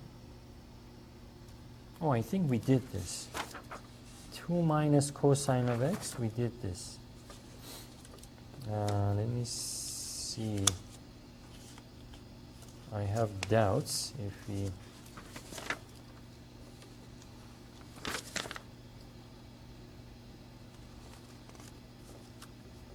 No, apparently not. So we'll do this. 2 minus cosine of x. Okay, so this one, the minus tells us that this graph is going to flip the cosine of x graph. So it's going to start from a lower side rather than a high side, right? Let me bring this up. See, the regular cosine of x function starts at a high point and comes down towards the x-axis. With this minus, it's going to start from low and go up. That's the significance of that. And the whole graph of the cosine of x is going to move up along the y-axis. So, and the amplitude, so since we've been talking about amplitude and period, so this would be absolute value of -1, 1. That's the amplitude. And the period is 2 pi over k, right? What is k in this case? If you said 1, you are correct. 1 would be the coefficient of x. So 2 pi over 1, or 2 pi, that is the period. So this function goes through its full cycle, one cycle, over the interval 0 to 2 pi. Okay, so then let's graph this.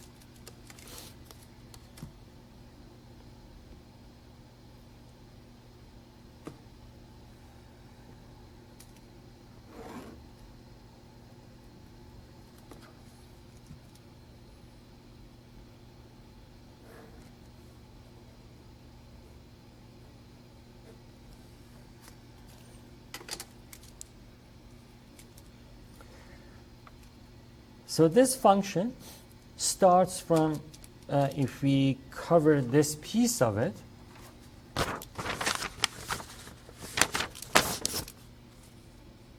this piece of the function, we know that it varies from 1 to -1 to 1, right? Just that piece.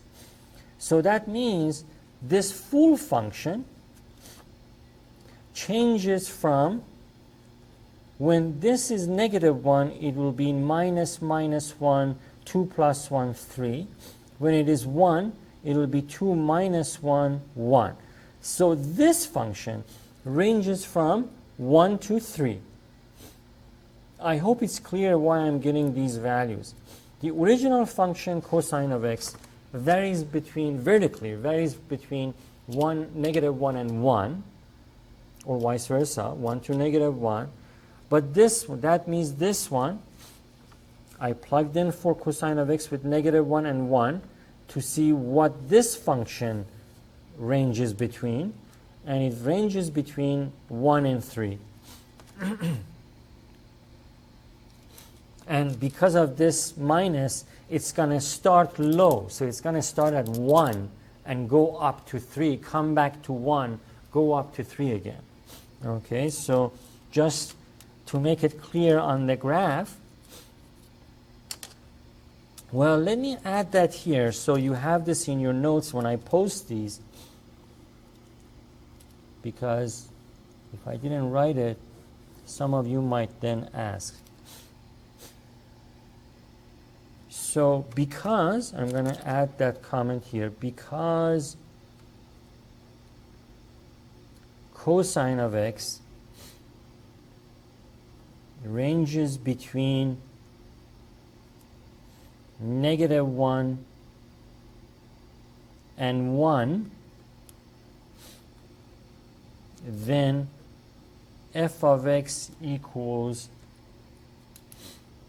2 minus cosine of x ranges between,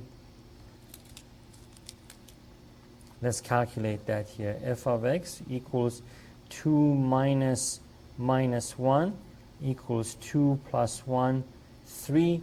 F of x equals 2 minus 1 equals 1 between 0 and 1. Between 1 and 3, sorry. Between 1, 2, 3. Right? I just did the calculation for that, so you have this in your notes if you wonder. So what does this mean? That means, let me put the guidelines here in my graph. So I'm going to say 1, 2, 3. I'm going to put a very light dashed line here so I can draw my graph better. That's the only reason I'm doing this. 1 and 3. So those are my lower and upper bounds. That's what I'm doing. I want to stay within that range. And because of this, so now I know my graph has to stay between 1 and 3, and this is the calculation for that. And the graph, let me bring this down, it's going to have to start from low. From 1, go up to 3, come back down. Why? Because of this minus. This will flip it down, flip the original cosine function down. Okay, so this will be like that.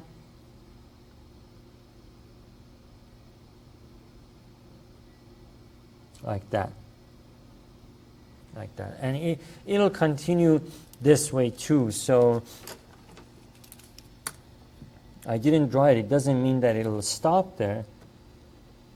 So if I continue this line to this side, then you'll have that line doing this and so on. Okay, so in this is continuous, like that. All right, let's do another example. Like I say, hopefully these several examples are going to make sure that you are comfortable with these trigonometric graphs.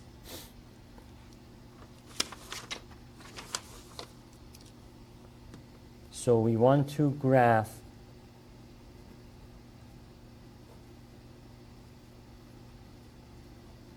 four minus 2 sine of x. So this has quite a bit of few pieces, right? First of all, we know that, let me write this all down so you have it in your notes. So we know that sine of x, just that piece of it, this piece, ranges between -1 and 1, just like the cosine function, right? If you ignore the rest of this function, just the sine of x function ranges between -1 and 1. So what does that mean? That means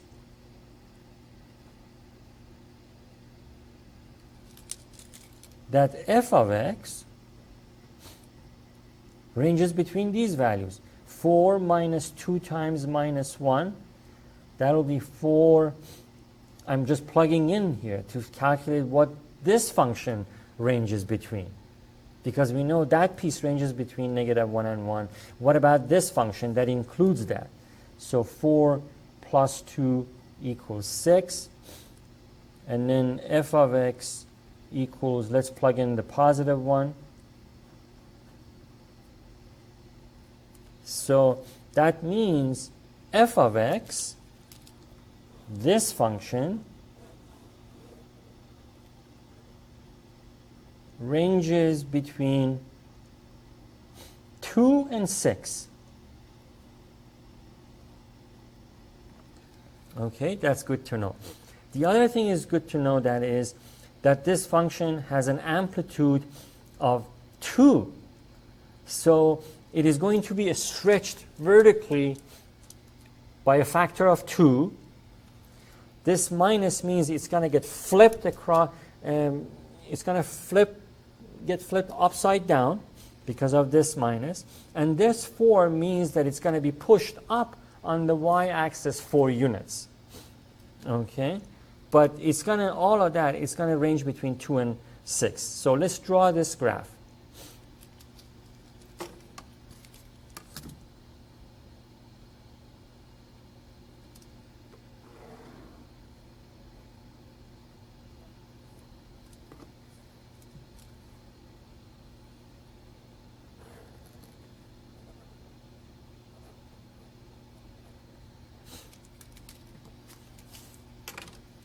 So I'm going to draw my guidelines, for the 2 and 6. So 1, 2, 3, 4, 5, and 6.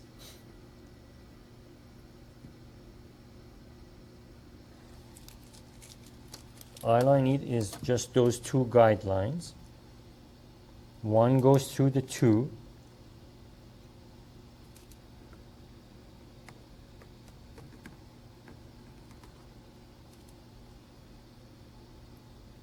And one goes through the 6.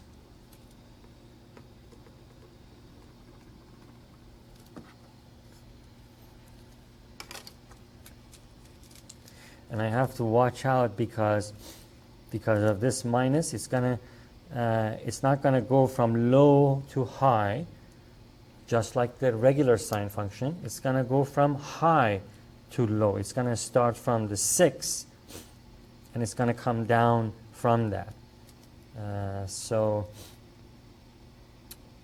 Let's see. And it's going to go through the, and so the y-intercept, we should know where the y-intercept is, right? So let's see. The y-intercept is when f of x equals 0. Oh, sorry, the x equals 0, right? When x equals 0, so let me write that down. So the y-intercept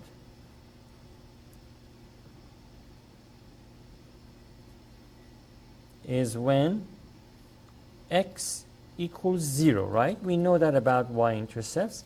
Let's plug it into that function. So we have f at 0 equals 4 minus 2 times sine of 0. From the table of special values that we talked about last time, sine value at 0 is 0. So 4 minus 2 times 0, and that would be equal to 4 minus 0, which is 4. So the y-intercept is going to be 0, 4. That's the y-intercept, that one. Okay, so we know that at that point, we have a y-intercept. Okay. So, and because of this minus, everything is flipped. So I'm going to start this from here, come down, and go up. Come down, go up, come down, and so on. Right? And the regular sine function, remember, it goes like this. It starts low and goes high. But because of this minus, we have to start low and go, and we have to come down. We have to start higher and come down and then come back up again. But we have an intercept at that 0, 4. So then we have this go through that and come back down and continue like that. Okay, and that is 0, comma 4. Or maybe I should use another color so it stands. So that's the y-intercept. Okay.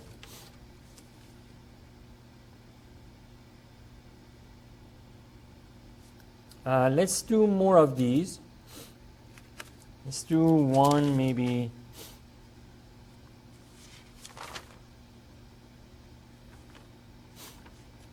Yeah, let's do 3 more examples before we do the phase shift, because we haven't talked yet about the phase shift. We've talked about the amplitude, the period, but not the phase shift. We'll get to that.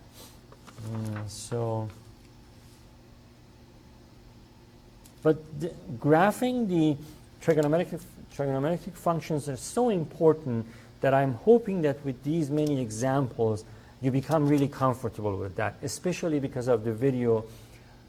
You can rewind and watch and see how these things make sense. Okay, so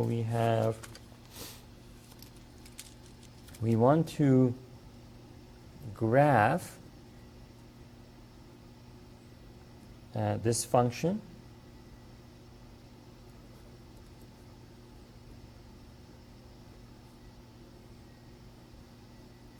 The other ones didn't say find the amplitude and all of that. I should say that. So graph this, and as a matter of fact, let me add here on top of it. So find the amplitude and period and graph this function. That's better. Okay. The other ones we didn't have to.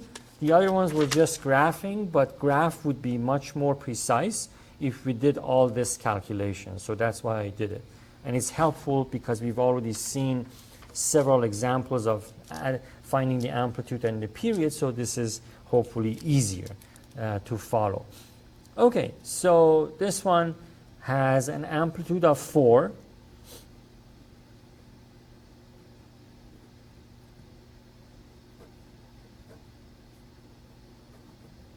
Right? Because, so this means this is much larger than 1, so it means that the graph is stretched along the y-axis. And the period, right? How do we calculate the period?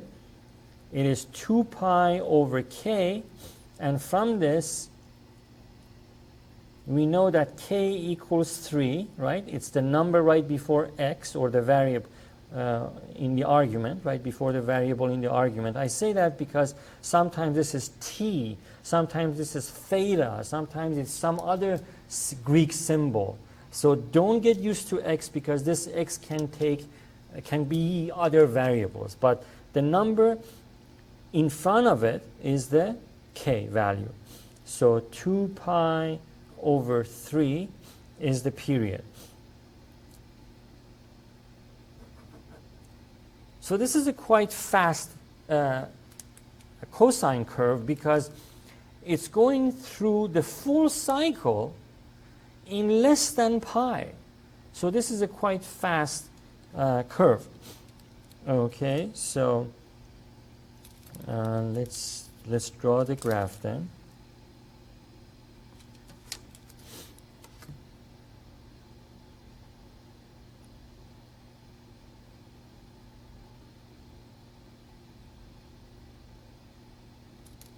And the amplitude is 4. The amplitude is 4, so I'm going to give myself enough space there, because that means the graph is going to swing between 4 and negative 4 rather than 1 and negative 1. It's going to go from 4 and negative 4. Okay, so it's good to have all that space.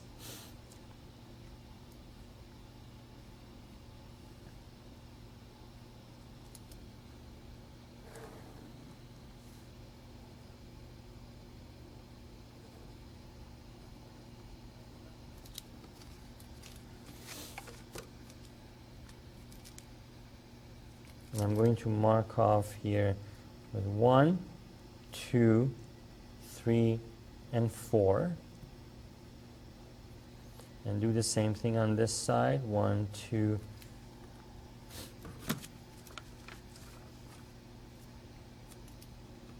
3, and negative 4. Negative 4, all right. So one full period will be from 0 to 2 pi over 3. And so I'm going to, so 0. So let's say 2 pi over 3 is here, right? So that one period, one full cycle will be from 0 to 2 pi over 3.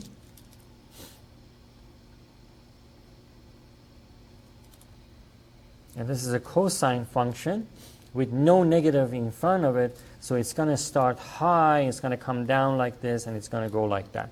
So it's going to start from 4, come down to negative 4, and go up high and become, at 2 pi over 3, it'll be up there again.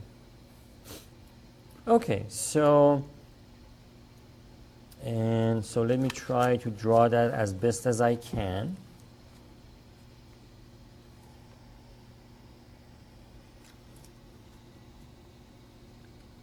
So it's going to do this. So, right, it has a large amplitude, right? So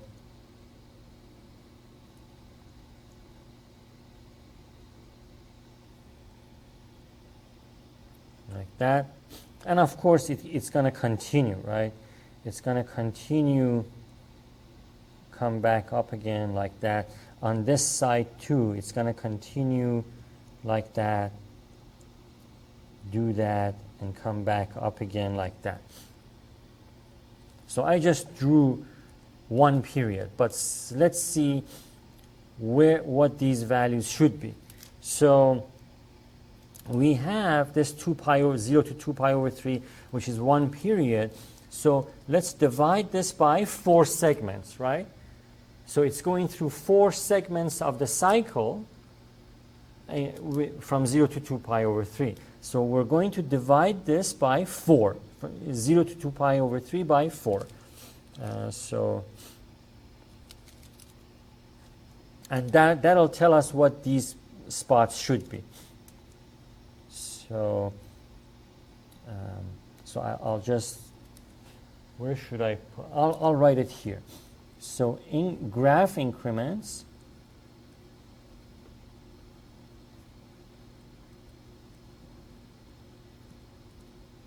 should be 2 pi over 3 divided by 4. So simplify this. This will be 2 pi over 12, or simplify this more, pi over 6. Right? It's pi over 6. So that means this is 0, so this point will be pi over 6. That point. It's going to be pi over 6. This point will be pi over 6 plus pi over 6, which would be pi over 3.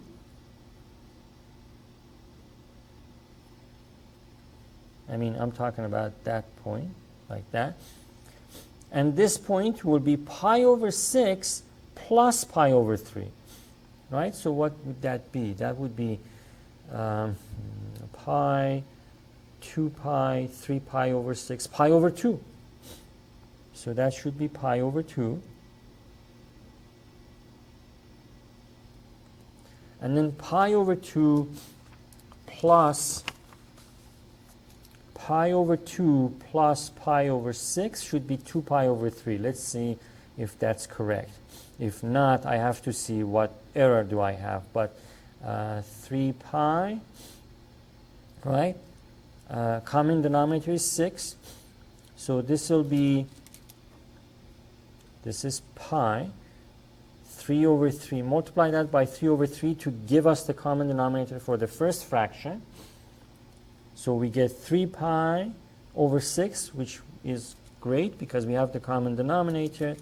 And then 3 pi plus pi, that'll be 4 pi over 6. Simplifying that, we get 2 pi over 3, which is good. Okay, so 2 pi over 3 is that spot, right underneath that point. It should have been underneath the peak. What my graph, guys, is a little bit off. So the 2 pi over 3 refers to the peak, just like that. So this 2 pi over 3 should be like that, the peak. The peak point should be 2 pi over 3. Okay, so if you wanted to continue this on each side, obviously this is going to be minus pi over 6, right?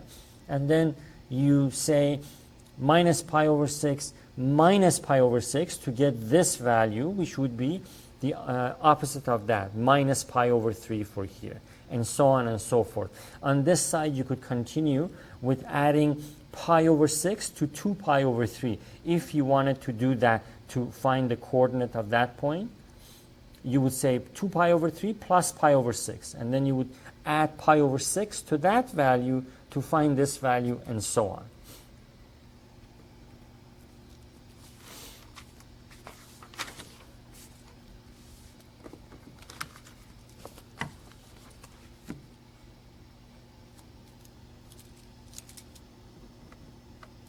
Okay, so we want to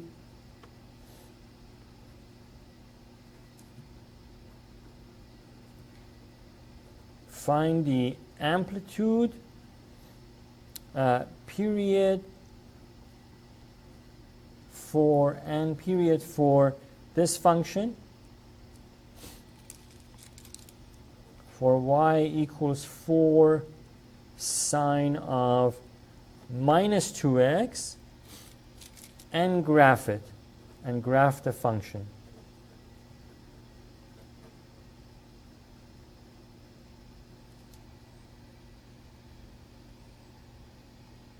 Like that, right? Okay, so the amplitude is absolute value of that number, right?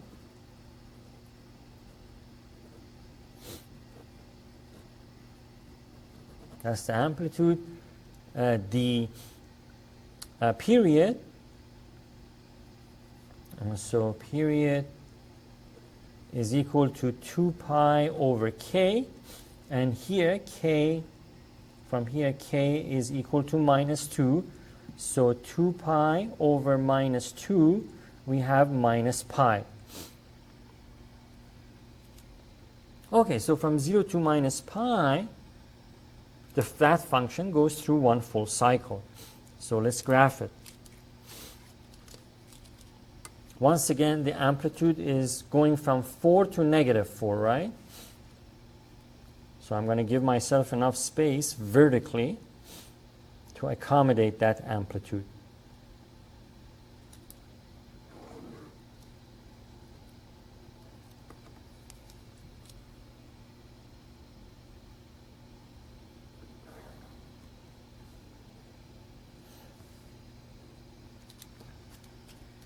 That, and then we have 2, 3, 4.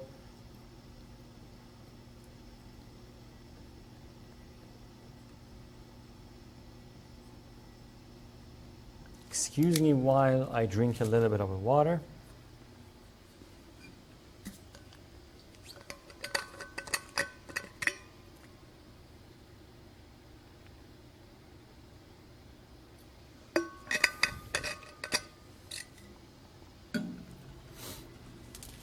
Okay, and then, so sine function is an odd function, right? So this is, we can rewrite this as, let me write that here. So we can rewrite this as y equals minus 4 sine of 2x. So we can bring this minus and put it in front because sine function is an odd function. What is the significance of this? The significance is that now we know that the original sine function is going to be flipped across the x-axis, right? The regular sine function starts low and goes high and then comes back down. With the flipping, it means that it's going to go Well, let's see. It's gonna go, instead of going high, it's gonna go low. So it's gonna go this way. Okay. All right. So I want to stay within 4 and -4.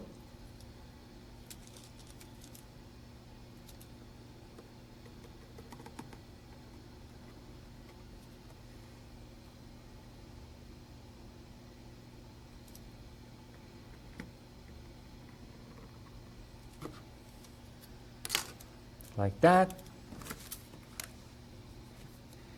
And then, so obviously the period is -pi.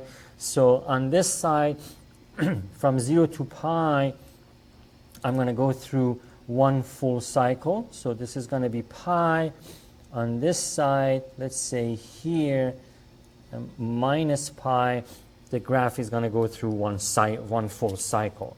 And taking into consideration that it's going to go low and then going to come back up. Okay, so let me try to do that as symmetric as I possibly can.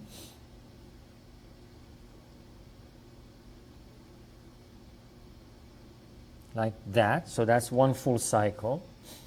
And then on this side, it'll be the same thing, right? I'll just use the same ink. So it's going to go up high, come back down, and then it's going to go and connect that, like that. And of course, on each side, it can continue, but I'll just stop right there. This is just 2 periods on each side of the y-axis. Then the question is, well, how do we know what are these? So what is that point then? What is that point? What is this point? What is this point? So again, you divide all of that by 4, and it should give you 4. So this would be pi over 4.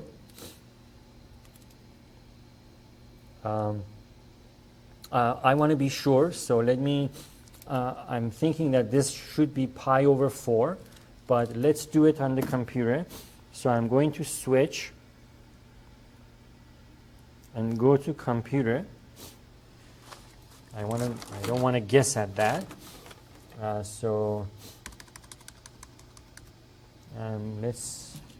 That was y equals 4 a sine of minus 2x. So now, if I put my, yes, that is correct. So that's pi over 4, comma, -4. I can see it on the computer screen, but you might be able to see it on the screen too in the video, I mean. But it's light gray, so I hope you can see it. So that has to be pi over 2, it is. And that has to be 3 pi over 4, it is. Very good. And that has to be pi. Okay, on this side, the same thing, but that's -pi, which is 1 period. Okay, great. So let's verify that.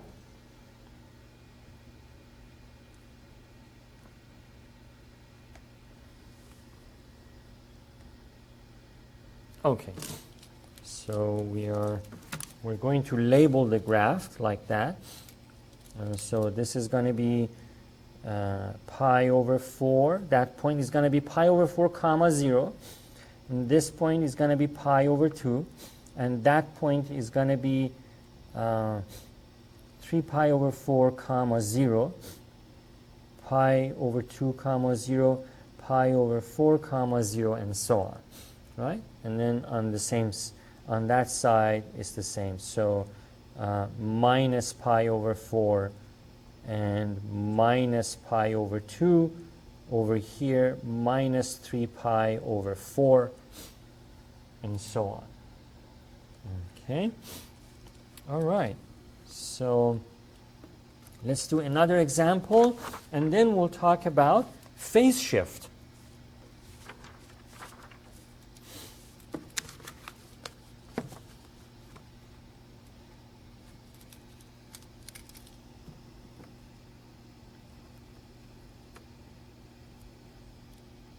So we want to find the amplitude, find the amplitude and period, and graph this function. So we have y equals minus, this minus in front means the function is gonna get flipped, right, across the x-axis. Minus 3 sine of pi x. Okay, we want to graph that. All right, so the amplitude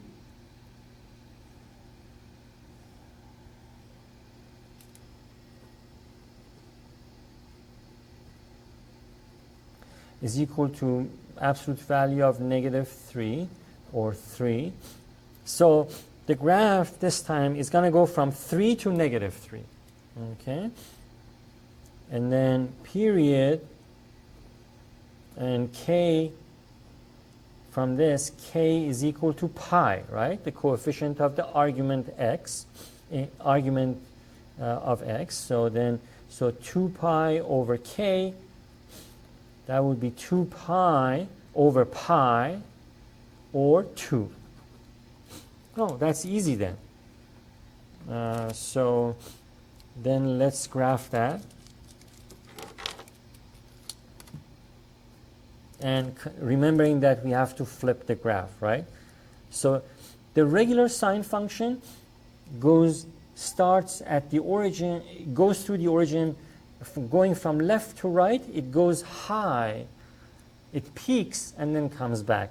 But because of this negative, that behavior is going to flip. So the line is going to start at the origin, but it's going to bottom up. It's going to decrease rather than increase. Because of this minus, we have to flip everything.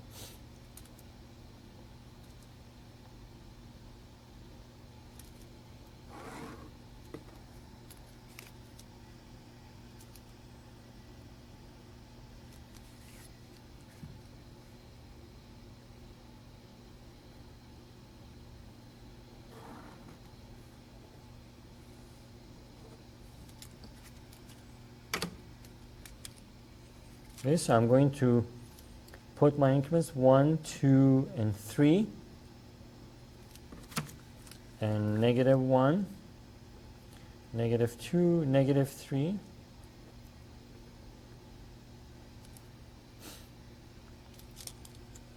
So I have to stay within these lower and upper limits. So I'm just going to draw guidelines so it's easier for me to draw it. Like that, and like that.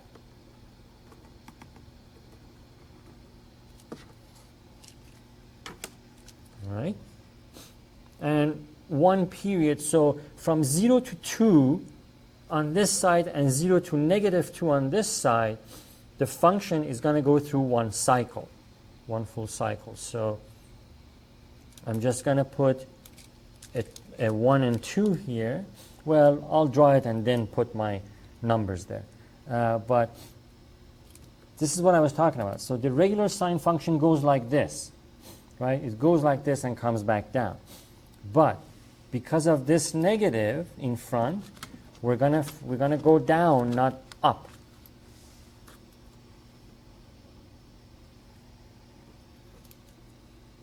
So it's gonna do. It starts from origin. Instead of going up, we're going to come down.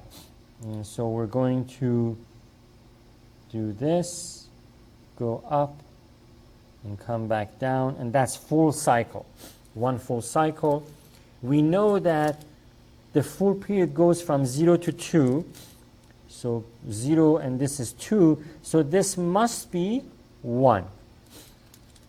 And on this side, so this is what I was saying, it's easier because we don't have to deal with pi over 4, pi over 2, and so on. But it's just one example out of maybe 10 that we have done so far.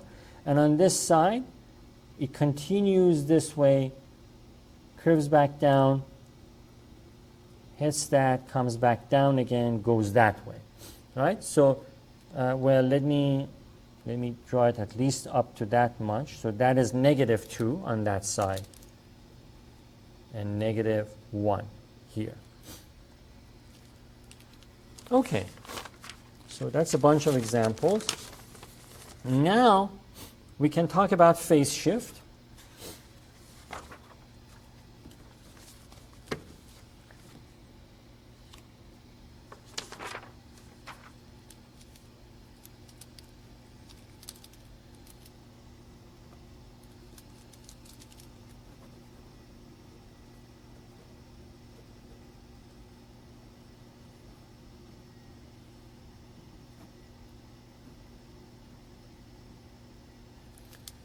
So we're learning about phase shift of sine and cosine functions.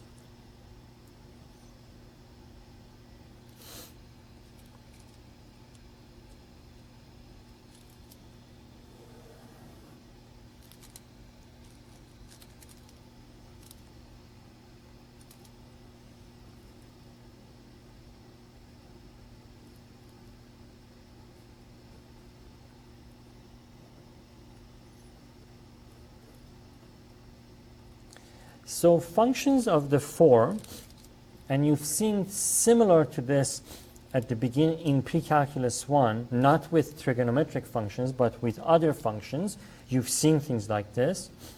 A sine of k times x minus b, and y equals a cosine of k times x minus b, with k greater than 0, so k should be something positive. Functions of the form like that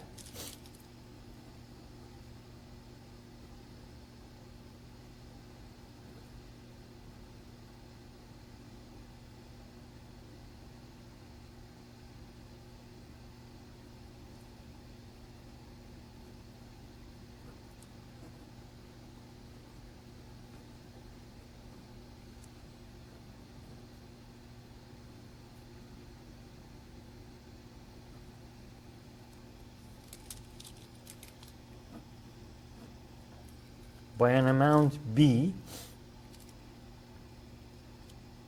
and the number b, that number b, the absolute value of that number b,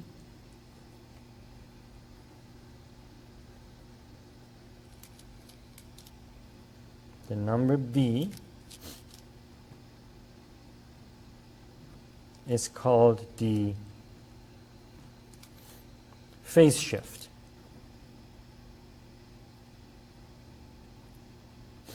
You've seen examples of this, right?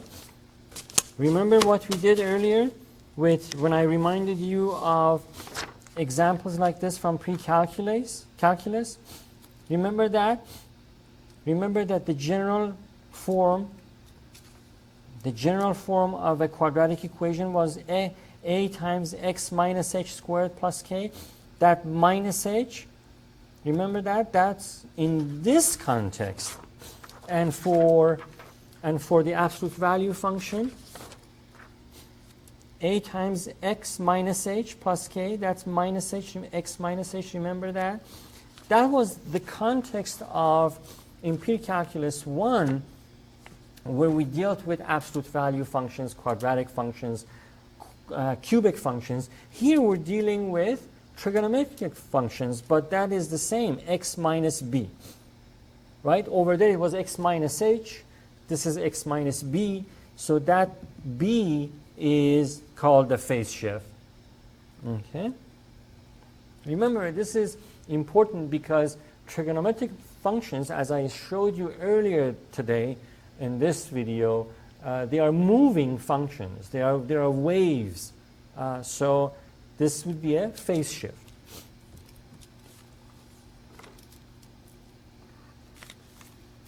So let me add to the rest of this that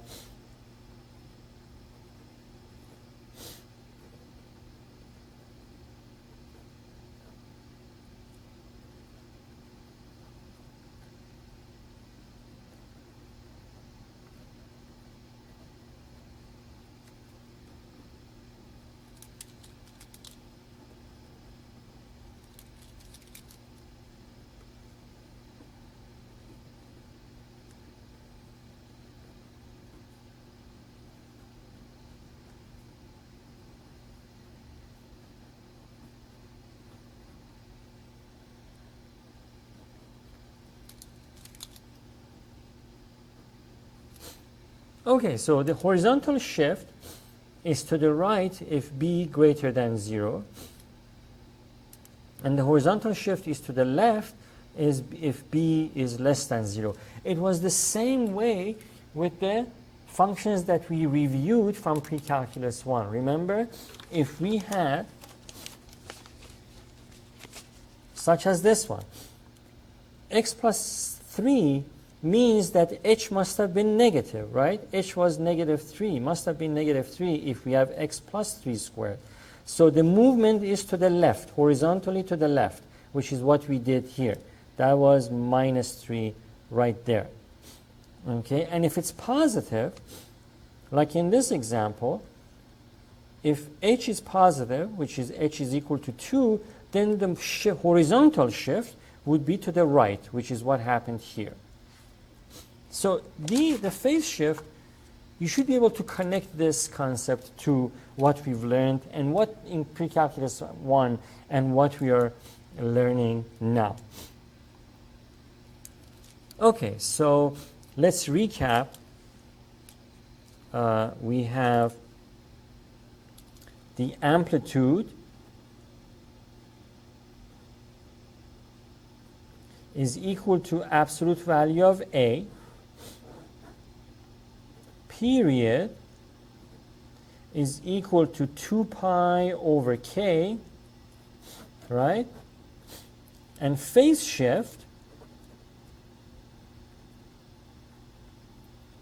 is equal to b.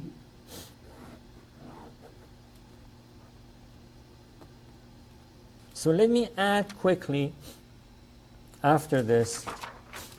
So we have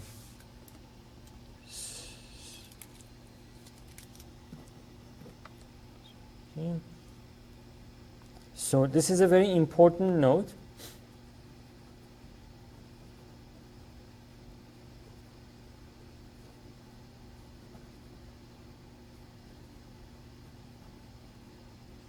When there is phase shift B,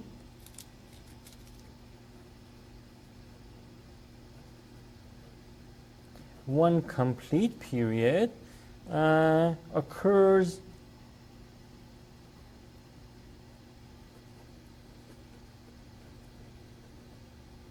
over the interval b comma b plus 2 pi over k. Very, very important note this is. So when we graph these functions like that. So if you know the phase shift, remember so far we've been all the graphs that I drew today were from 0 to 2 pi, 0 to minus pi, 0 to 2 pi over 3, 0 to something else, to pi over 6. But it's not always going to be from 0 to something else, right? There's going to be a phase shift like that, so you're going to go from maybe pi over 2 to something else. So how do you decide which interval this function is going to take place? That's how. This is why phase shift is so important, because we can look at different phases of a moving wave rather than always say from 0 to this. So when there is phase shift, we're not going to be at 0. We're going to be at some point else to some point else. So the interval is not going to be from 0 to this. It's going to be from something else to something else. Okay, so let's do a couple of examples to clarify this, and you'll see exactly how this works.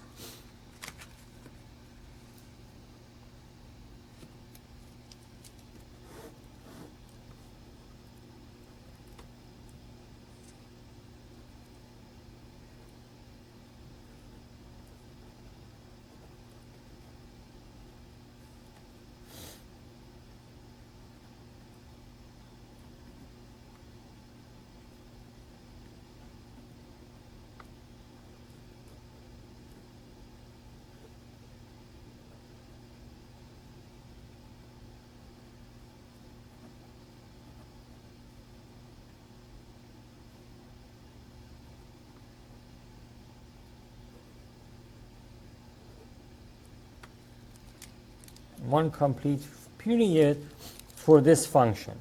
Y equals 2 sine of x minus pi over 3. Okay, so the amplitude is simply absolute value of 2 equals 2. That's amplitude, right? The k would be here, right? Did I put that on my notes there?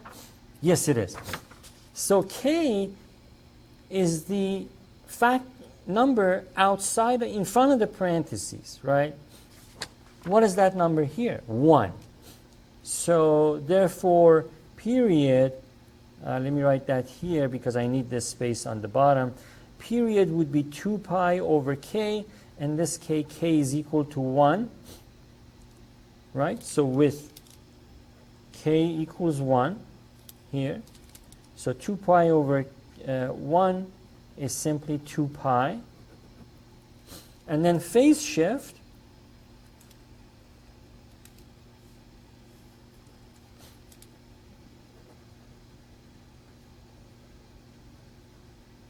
equals, let's bring this back.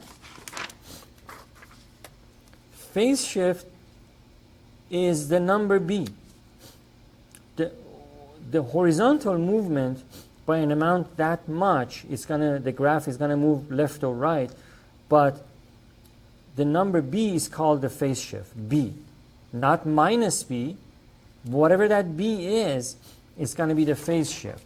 In this case, we have the general formula is x minus something, and it stayed minus, so b must be, or phase shift must be pi over 3. Now, if we had x plus pi over 3, then what would b have been? If this was x plus pi over 3, b, or phase shift, would have to have been minus pi over 3, right? Because the minus of the b would make this minus positive. Okay, so now then this function will go from one period. So this graph goes one complete period. So let me write that down.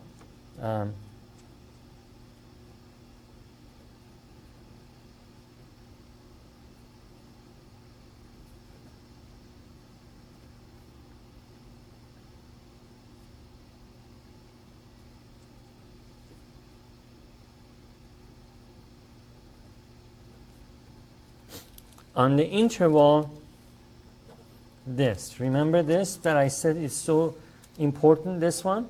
This is going to tell us over which interval the one full cycle is going to take place. So it's going to be b, in our case, is pi over 3, comma, b, or pi over 3, plus 2 pi over k, which was 2 pi. So pi over 3 plus 2 pi, which was the period. So let's simplify this. So this is equal to pi over 3, comma, take the common denominators. Take the common denominator for these two, you end up with 7 pi over 3, like that. So to graph, divide this by 4. We've done this before, right? To graph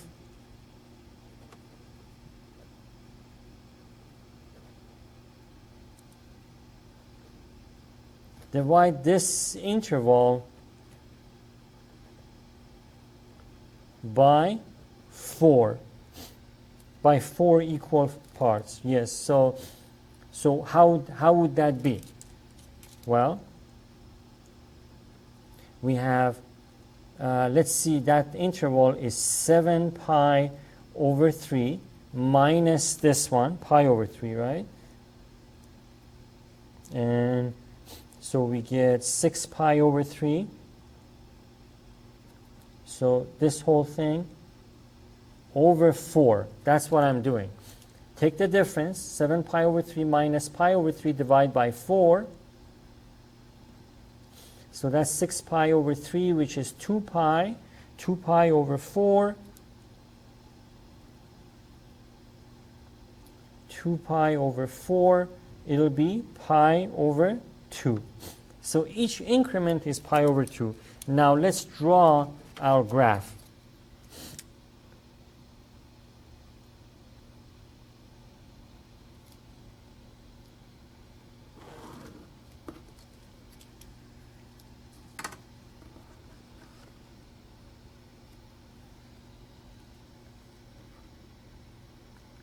Let me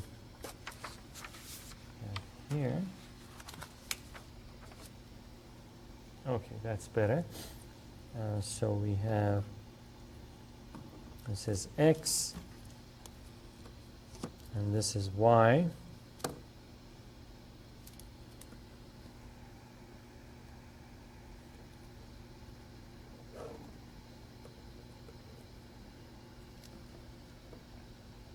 And the amplitude is 2. So we're going to go from 2 to negative 2. Let me do that. So 1, 2, 1, negative 2, negative 1, negative 2. All right, so I'm going to stay within those two upper and lower bounds.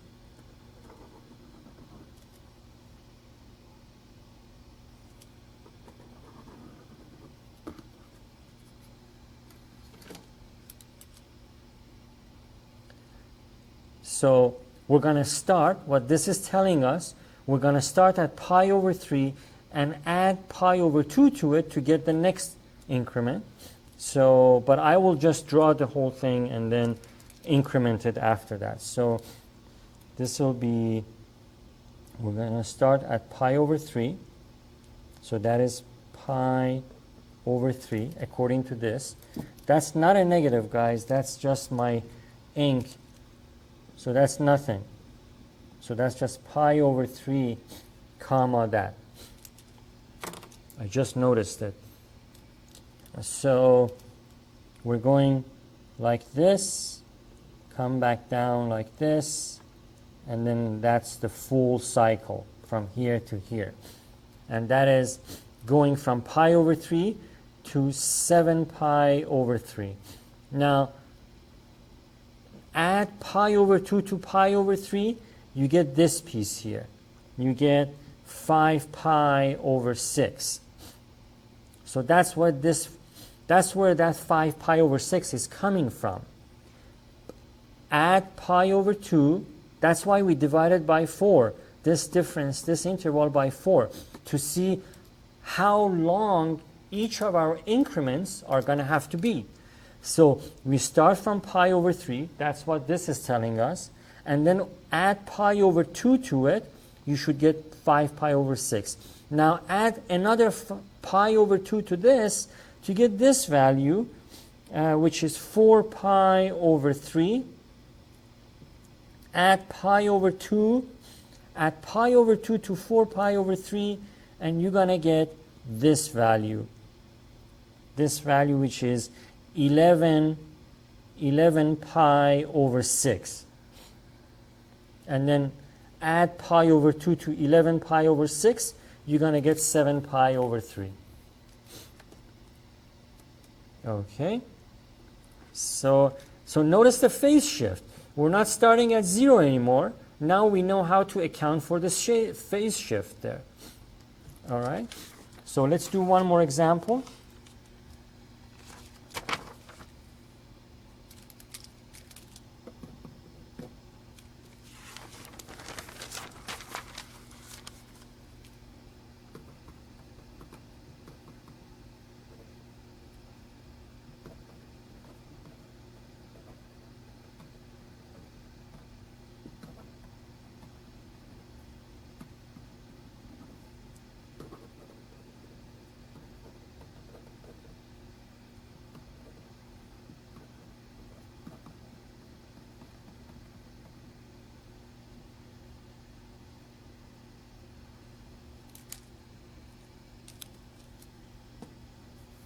of the function y equals 3/4 cosine of 2x plus 2 pi over 3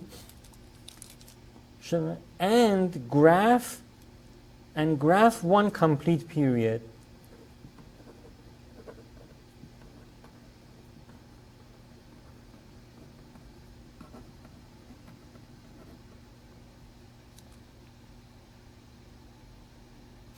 Okay, so let's find the amplitude. It's absolute value of 3/4, right? So the amplitude is equal to absolute value of 3/4 or 3/4.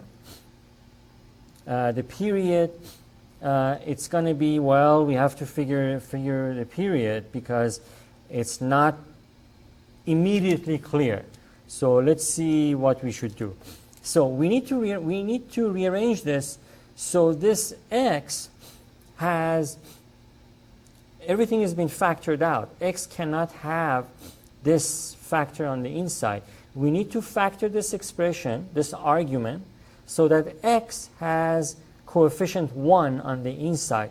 Whatever we end up out here, it's going to be k. That's why we need to factor. So we need to factor so we know what k is, and that's when the coefficient of x is 1, not 2 or not anything else. Not 1/2, not 3/2, not 8, not any of those. It should be 1. That's the only way we know what k is. See, this previous example, x already had coefficient 1, and we knew that k must be 1 because there was nothing here. So right now we need to do a little bit more work here. So let me, before we know what k is or what period is. So let's do that. So rearranging, so let me say factor the argument. So that whole thing is the argument. The argument, what do we have? We're going to have y equals 3/4 cosine of 2 times x. Now we have coefficient 1 for x, which is what we want. That's when we know we have the right k. Otherwise, we don't have the right k value here. Plus pi over 3. So now we know that k equals 2.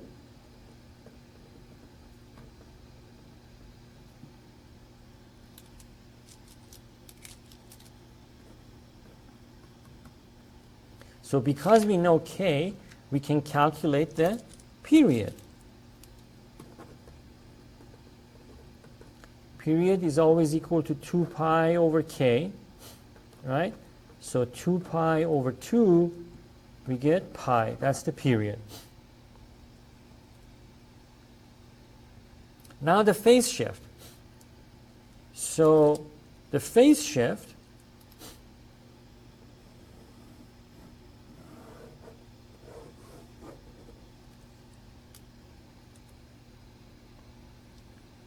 so let me say use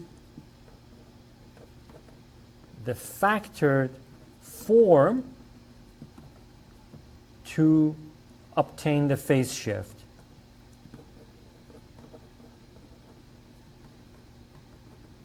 Notice what happened.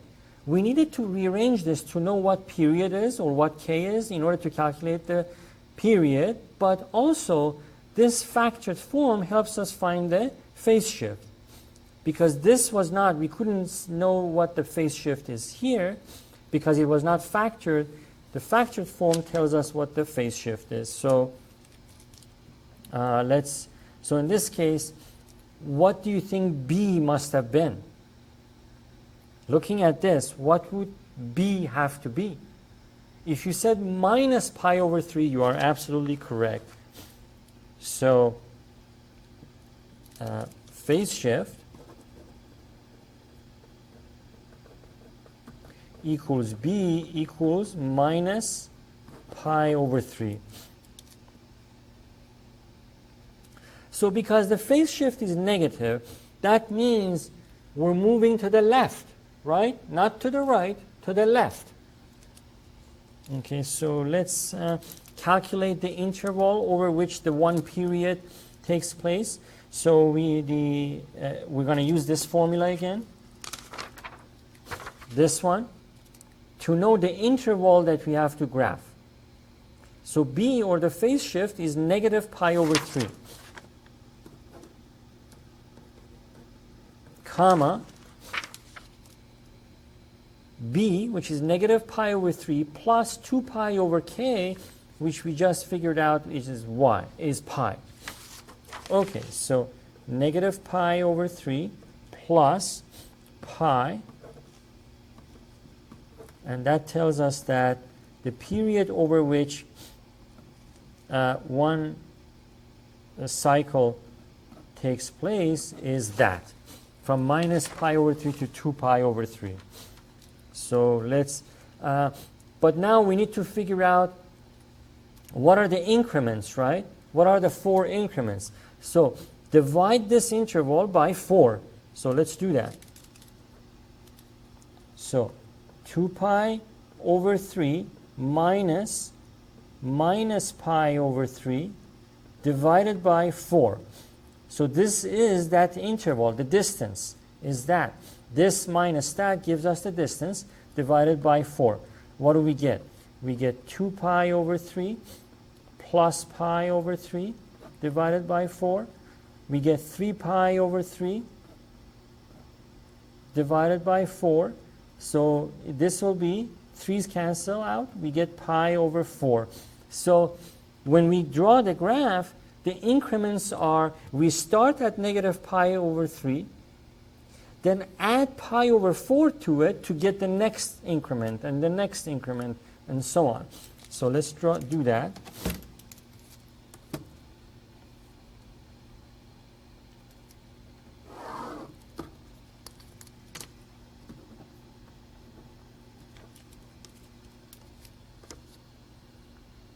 And the amplitude is 3/4, which is less than 1, right? That's important to notice as well.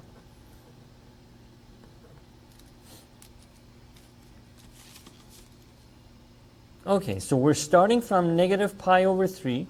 Let's say that is here, somewhere here, let's say. Negative pi over 3. And we end at 2 pi over 3. That tells us where that one period takes place. And there's a phase shift, right? We're not starting at 0 anymore. So 2 pi over 3, let's say that is 2 pi over 3. And the amplitude was 3/4.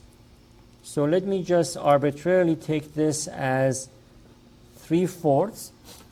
So I want to draw my graph so that I'm ranging between 3/4 and negative 3.3/4. That, and let me do negative 3/4 here.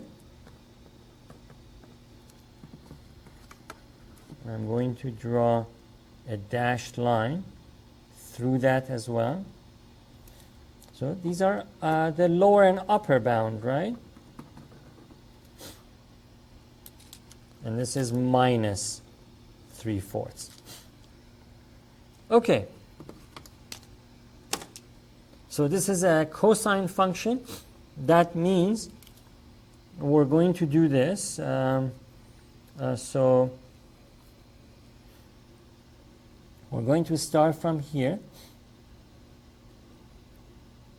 I'm just going to arbitrarily draw it and then increment, put on my increments. So we're going to have like that.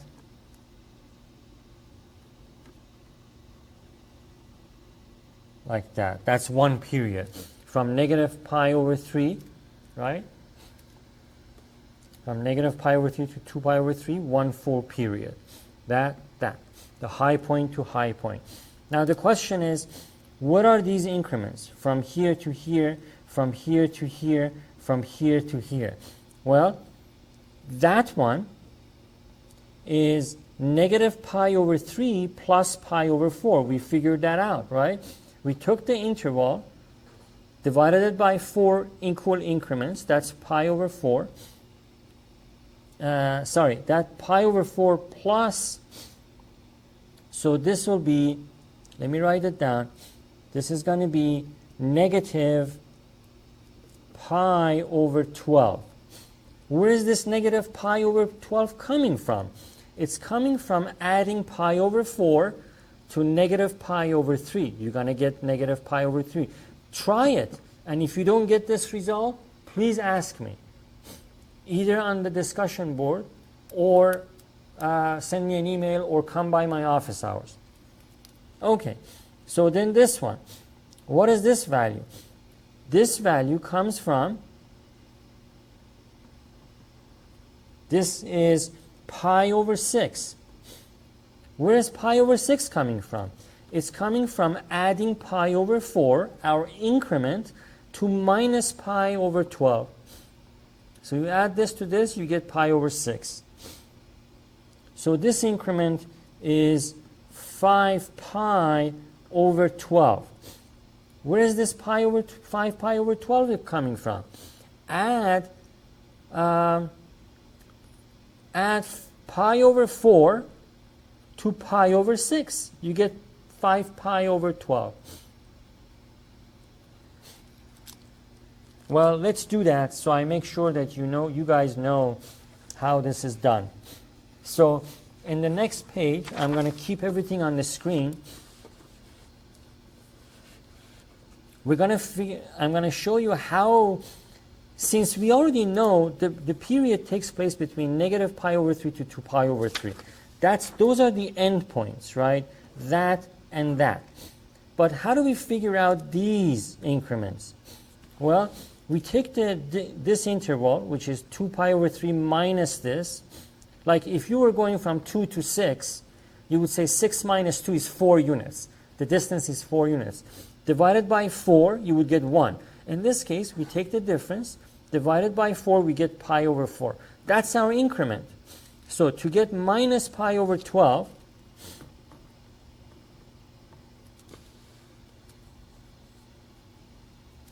to get to this minus pi over 12, we add negative pi over 3 to pi over 4.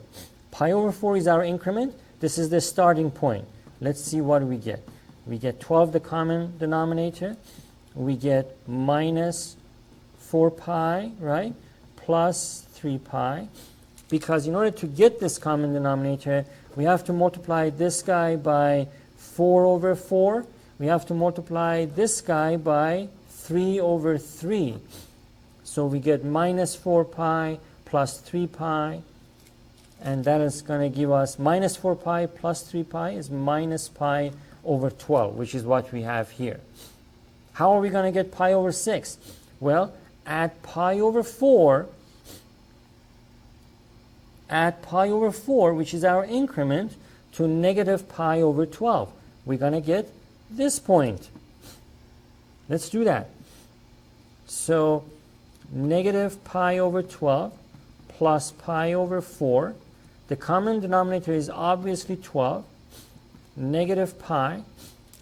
We need to multiply pi over 4 by 3 over 3 to make the denominator equal to 12, right? So we get plus 3 pi. Let's simplify. We get 2 pi over 12 or pi over 6.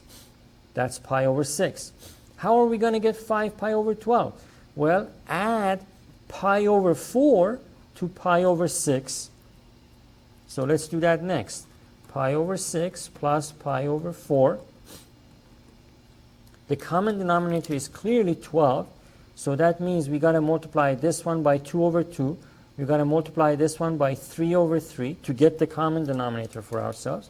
We get 2 pi over 12 plus 3 pi over 12. That is 5 pi over 12, which is what we have there. And if you add, I'm sure, if you add pi over 4 to 5 pi over 12, you're going to get 2 pi over 3. So try that one on your own. So add 5 pi over 12. So add 5 pi over 12 plus pi over 4. See what you get. You should get 2 pi over 3.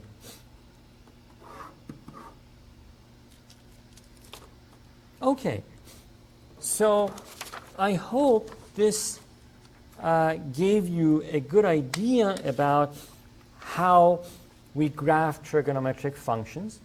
I hope you're able to connect what we learned in this section to what we knew from pre-calculus 1. And I hope you've now learned about the amplitude, the period, and the phase shift. And I look forward to answering any questions you have either through email, my office hours, or on the discussion board right underneath the video. Thank you for persisting through and watching this video in full. And have a nice day until next time.